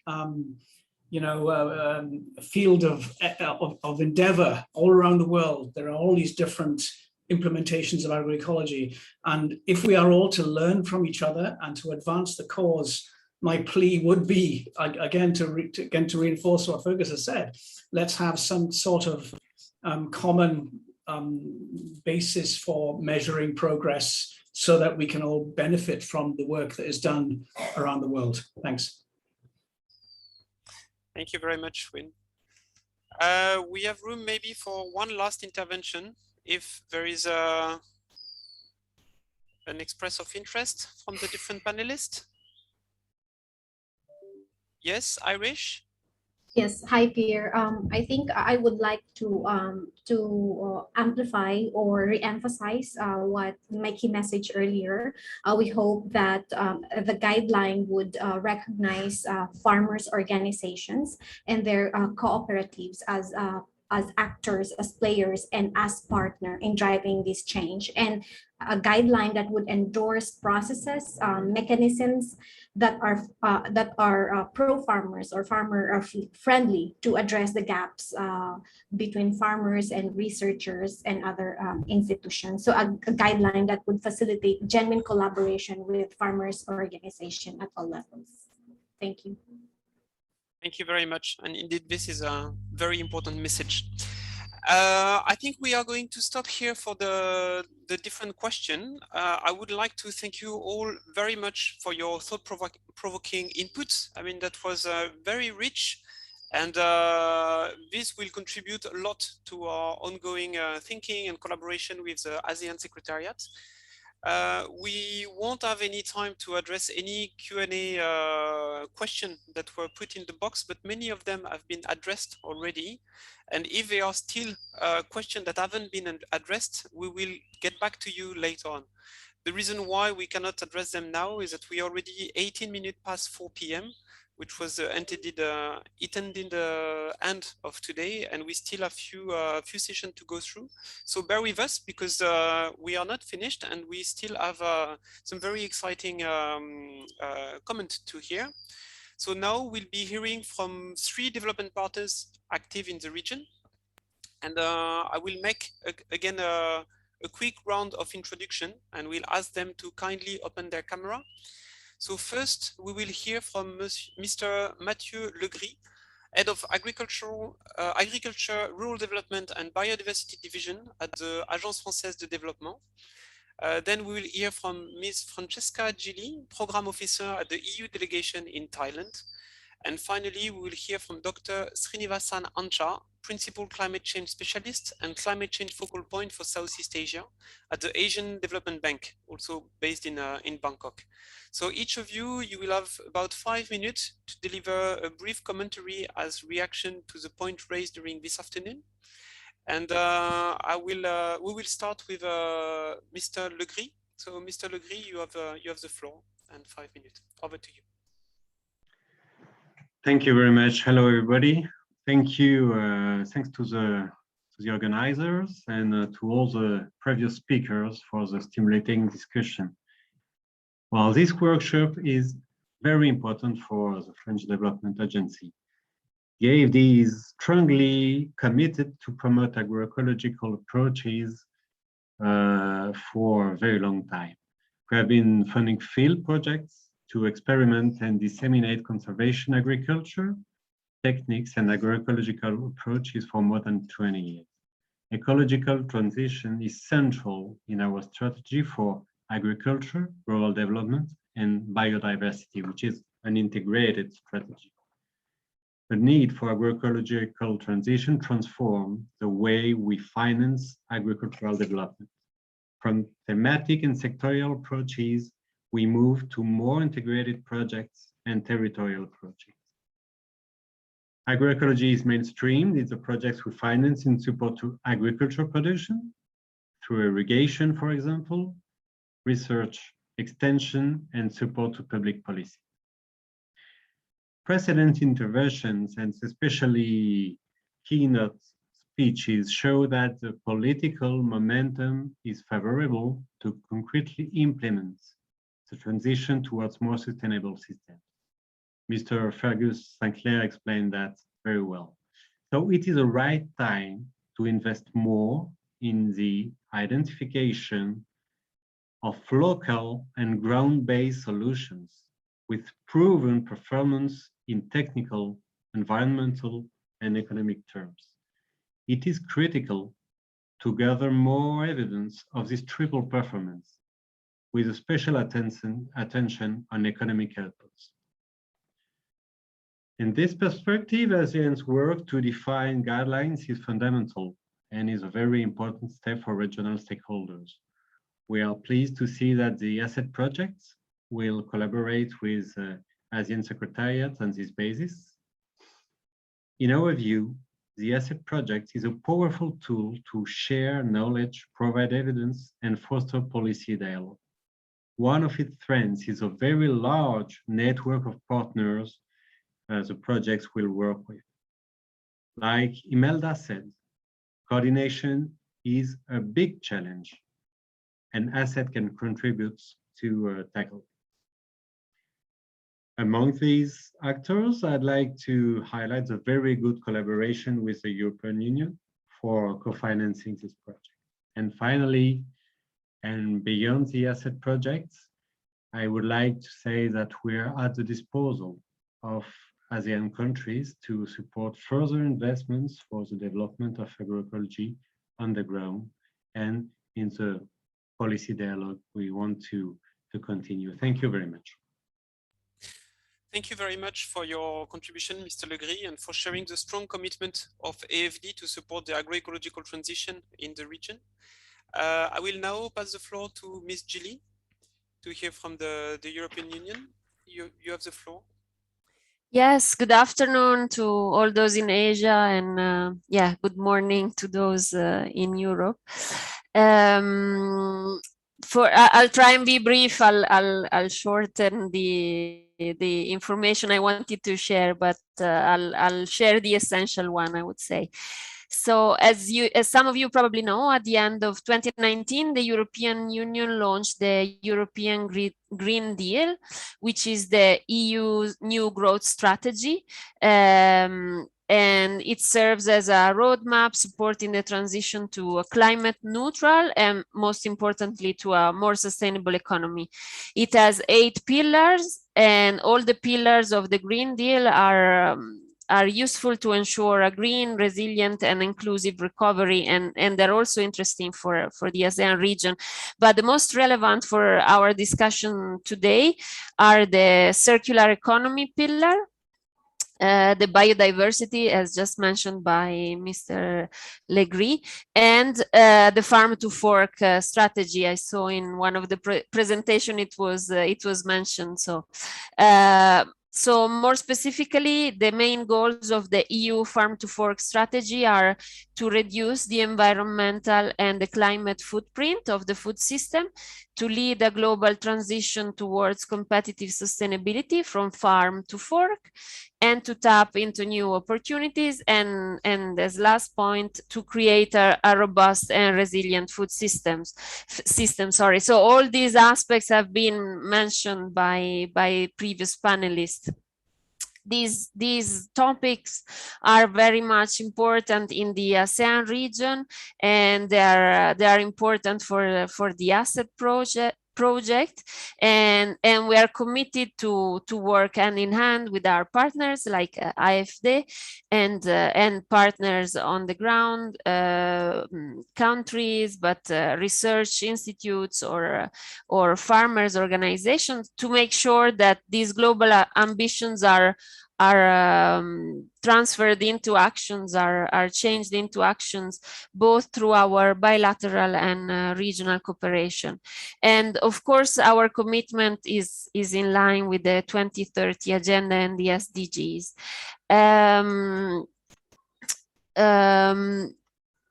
So in order to do this, we need an investment in research on agriculture and rural development. So we have invested in the past, the international community has invested in the past to improve the way agricultural products and inputs were promoted and shared with the community. We need to create a new partnership with the research communities and beyond, and co-create knowledge, technologies, and practices. ASET is part of the Desira initiative, for which the European Union has invested 270 million euro. Desira stands for Development of Smart Innovation through Research in Agriculture. So you can understand how research and agriculture play a major role for the EU. I will not go into details, but you can find more information on the website of my Directorate General for International Partnership, on Desira, on the ongoing initiatives. There are at the moment 80 projects, so ASET is one of them, and one cross-cutting component of Desira will study and assess how these projects can contribute to best practices. One of the panelists was mentioning that you've done this work with the ministries in the region, so we very much look forward to results from all these projects from the Desira initiative, so that we can share good practices, and ASET is definitely one of them, bringing together so many stakeholders. Multi-stakeholder approach was mentioned several times. So as I said, Desira is the initiative that is funding ASET, but we think that synergies need to be created with other directorate generals of the EU. Some of you might know and might be involved in the Horizon 2020 and the current Horizon Europe programs that are the framework program for research. Some of you might have worked with the Directorate General of Agriculture on the farm to fork strategy, or on other approaches focusing on farmers, and smallholders are also important in Europe. So we definitely want to define good practices that can benefit smallholders across the globe. So we recommend that all of you present here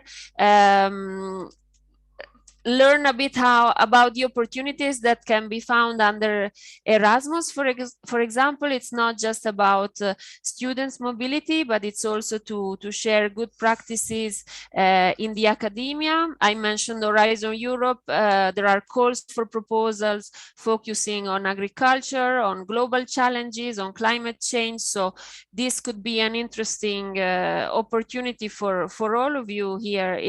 It's targeting governments, it's targeting research institutions, it's targeting the private sector. So it's multi-stakeholder research program. And another word that was mentioned, another issue that was mentioned is access to markets. And for access to market, I would like to mention the European external investment plan. AFD is one of the partners in the framework of the investment plan. The European development banks like AFD or European development agencies can set up programs, guarantees programs to support farmers or small-scale fishermen, for example, to invest on community-based businesses, on agro-food businesses. So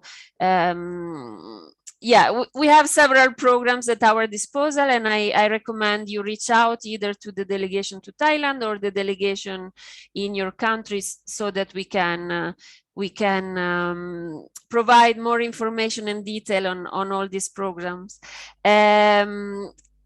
The discussion today gave an interesting overview on the different countries that are part of the ASET project and of the initiatives that are being conducted.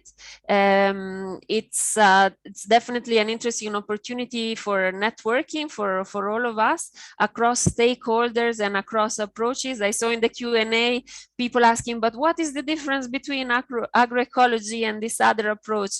So it's important that we share information and we share practices. It's important to have an integrated approach. That was also one of the buzzwords that was mentioned, to have a multi-stakeholder approach across levels. It's important to link what we do with the SDGs, with the 2030 agenda, with the national action plans on climate change, and again, as it was mentioned, collaboration is important between authorities, academia, and the private sector, most importantly. We cannot keep collaboration just between international partners, states, and institutions if there's no access to markets, and there's no benefits for the smallholders and businesses, then our work doesn't go anywhere. So thanks again for the opportunity to speak. I'm happy to provide more details on the policies and programs of the EU that could be relevant to your institution or to your ministry or to your NGO. And I'm sure colleagues in other delegations in the region would be happy to do the same. So thanks again for the opportunity, and I wish you a good rest of the seminar tomorrow. And I'm happy to share whatever information is requested. Thanks. Thank you very much for your commentary and for sharing all these programs and strategies developed by the EU. Now we are going to move to our last speakers. I will call Dr. Anchal to take the floor. Dr. Anchal. Yeah, the floor is yours. Thank you, Pierre. Thank you. Thank you very much. I know it is already late, so I will try to be brief. First of all, I wish to thank the organizers for inviting ADB to offer some views. I also want to congratulate the ASET project leaders and collaborators and partners for initiating this important project in the period of pandemic. I think the project has a lot of relevance in terms of pandemic recovery also. So we are especially interested to know the outcomes of this project in the near future. ADB places a lot of importance for rural development and food security. And this is one of the 7 operational priorities for ADB Strategy 2030. And ADB actually invests about $3.5 billion per year in this area. Of course, in several countries of Asia and Pacific. It's not only for ASEAN countries. So this $3.5 billion, out of which around $1.2 billion goes to Southeast Asia. So it is relatively substantial per year. And one of our objectives is to make these investments, in fact, we are aiming for making them 100% climate smart, given the importance of climate change. So whatever investment agricultural project that we are thinking, we want to ensure that it is contributing to climate mitigation and adaptation objectives, at the same time looking at the productivity benefits. We have several initiatives in Southeast Asia, basically in terms of 3 groups of activities. One is on irrigation and water resource management. Second is on agricultural value chains. Third is on protecting natural capital, especially if it is biodiversity or coastal ecosystems, and that's. So in support of that, we have both technical assistance projects and also investment projects. As I already mentioned, we are investing around $1.2 billion per year. In addition to that, about maybe $20 million of technical assistance is also given. In the technical assistance, we also support the policy platforms, demonstrations, and capacity building. So we are actually actively looking forward to this ASET project's knowledge partnerships, because this project is aimed at addressing knowledge gaps, policy gaps, or implementation gaps, somebody has mentioned, and also the ownership, actually, I mean, in terms of stakeholders. The technical issues wise also, I mean, we have something called GMS, Sustainable Agriculture and Food Security Program, where we are looking at 3 main areas. One is the greening the agribusiness supply chains, supporting the small and medium agribusinesses, mainly to follow the climate smart agricultural practices, and crop safety and quality, and also animal health and value chain development in a sustainable manner, mainly in terms of improving safety and quality. And we are also looking at transformational adaptation to climate change of agriculture in the GMS, and also water, food, energy nexus issues. These are some of the topics being addressed under that 5-year technical assistance program. And many aspects of the ASET project closely link with those themes. and we'd like to see some collaboration and even joint events probably to share. We also like the emphasis in ASET project on use of digital tools like artificial intelligence, apps, for example, for knowledge management, networking, and focus on climate change mitigation, and etc. I mean, just to be realistic, I also want to end with some notes of caution. You know, I mean, it is us, whether it is development partners or governments or the policymakers or the private sector, actually that has led our farmers into industrial model of agriculture, maybe 40, 50 years ago. We claimed that the industrial model of agriculture is going to solve all the problems of food, insufficiency or food security. In 1960s, we, fantasized the green revolution to such an extent that that is the only panacea for all the problems in agriculture. Now we have passed through, after 50 years of experience, we are realizing the problems of industrial agriculture. Now we want to suddenly transform the farmers to go back to other agroecological based systems. So that is why, the issue of whether it is transition or transformation, the project talks about transition, but if we really want to look at, maybe we need transformation. I think that is why food systems transformation has become more in vogue. But what do we mean by transformation? Is it in terms of transformation of the policies, transformation of the institutions, transformation of the technologies, transformation of the markets, or transformation of the behavior of the communities like farmers, or behavior of the private sector? How do they do? So in all these 5 areas, actually the industrial model of agriculture that we really fantasized 50 years ago, we are now really looking at, we want to bring the transformation into these 5 areas again through agroecology. So this is where actually we need to really look at retrospectively, where did we fail in terms of in that industrial model? Where did we, which transformations in that industrial model have been really caused this problem? And also we are now thinking about agroecology. So I think revisiting those mistakes, if I say, probably will help this transformation towards better agroecology. So that sort of candid assessment by all development partners, governments, and policymakers, or even private sector also, will be very helpful if we want to make progress. Otherwise, it will be again seen as just a romanticization of agroecology, just for the sake of that we see some benefits. So we need to look at that candid assessment. Second point is about the, one colleague mentioned, the Thai colleague mentioned less than 10% of the farms are following organic farms, organic agriculture. So why 90% are still following the industrial? It means they see some risks in the so-called organic agriculture or agroecological this thing.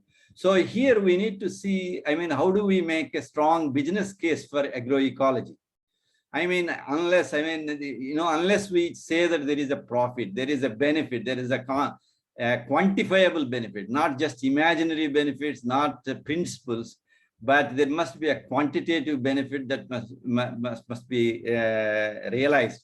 As the Sustainable Rice Platform is demonstrating the metrics of the benefits, whether it is, benefits in terms of ecological benefits, it's good, farmers will like it, but ultimately they also want economic benefits. And there actually the SRP is showing that there is at least an increase of range of 10 to 20% or 30% increase in the economy.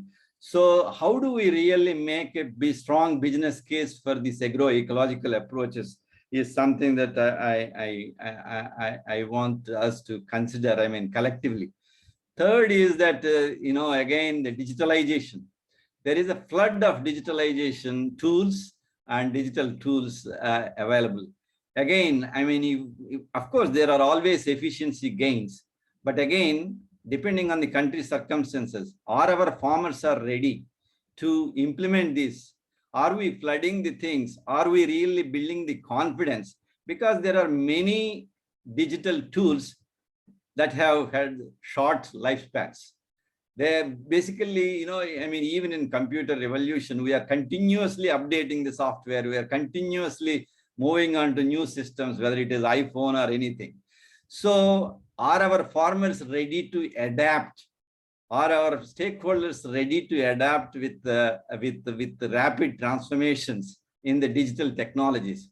So which digital technologies are really appropriate for our country circumstances based on the capacities and needs, etc.? This is something, again, we all need to reflect. I mean, those are some of my sort of points of caution. But we really look forward to this project's progress and achievements, and we would like to collaborate actively in sharing the knowledge, and we wish the good success with this project. It's a very innovative and excellent project in design. Thank you. Thank you very much, Dr. Ancha, for your intervention and for sharing about the project and priorities of ADB. We take good note of your word of caution in regard to what needs to be transformed and how, as well as the importance to develop strong business case for transition to agroecology. So now we reach the end of this session, and I really would like to, on behalf of the organizer, to thank you very much, all of you, for your contribution and for sharing ongoing and upcoming engagement in the region that will support this transition. It was a great pleasure to facilitate this very rich exchanges. The region is facing a lot of challenges, as we could hear, but we have heard also that there are a lot of promising innovative initiatives and opportunities to tackle all these challenges and to accompany the much needed transition toward agroecology and safe food system. So we'll take good note of all these recommendations and we'll incorporate them into the asset project, as well as in our support to the ASEAN Secretariat for the development of sustainable agriculture guidelines. So now I would like to pass the floor to Dr. Katinka Winberger, Chief of Environment and Development Policy Section in the Environment and Development Division at ESCAP in Bangkok. She will provide a short wrap-up of the day and introduce the exciting program of tomorrow. So Dr. Katinka, you have the floor. Thank you very much, Pierre. How can I do a short wrap-up after such an intensive and rich discussion? But there are indeed a couple of key messages, I think, that come out from the day. And if you would just give me a couple of minutes just to summarize them and then to link them to the discussion of tomorrow. So I think one message is very clear. The stakes are high. The agricultural sector really needs to ensure an increased productivity, to ensure food security for all, while also protecting the natural ecosystems and ensuring local resilience. And at the same time, the agricultural sector in the ASEAN region is a very important source of livelihood, of income and employment.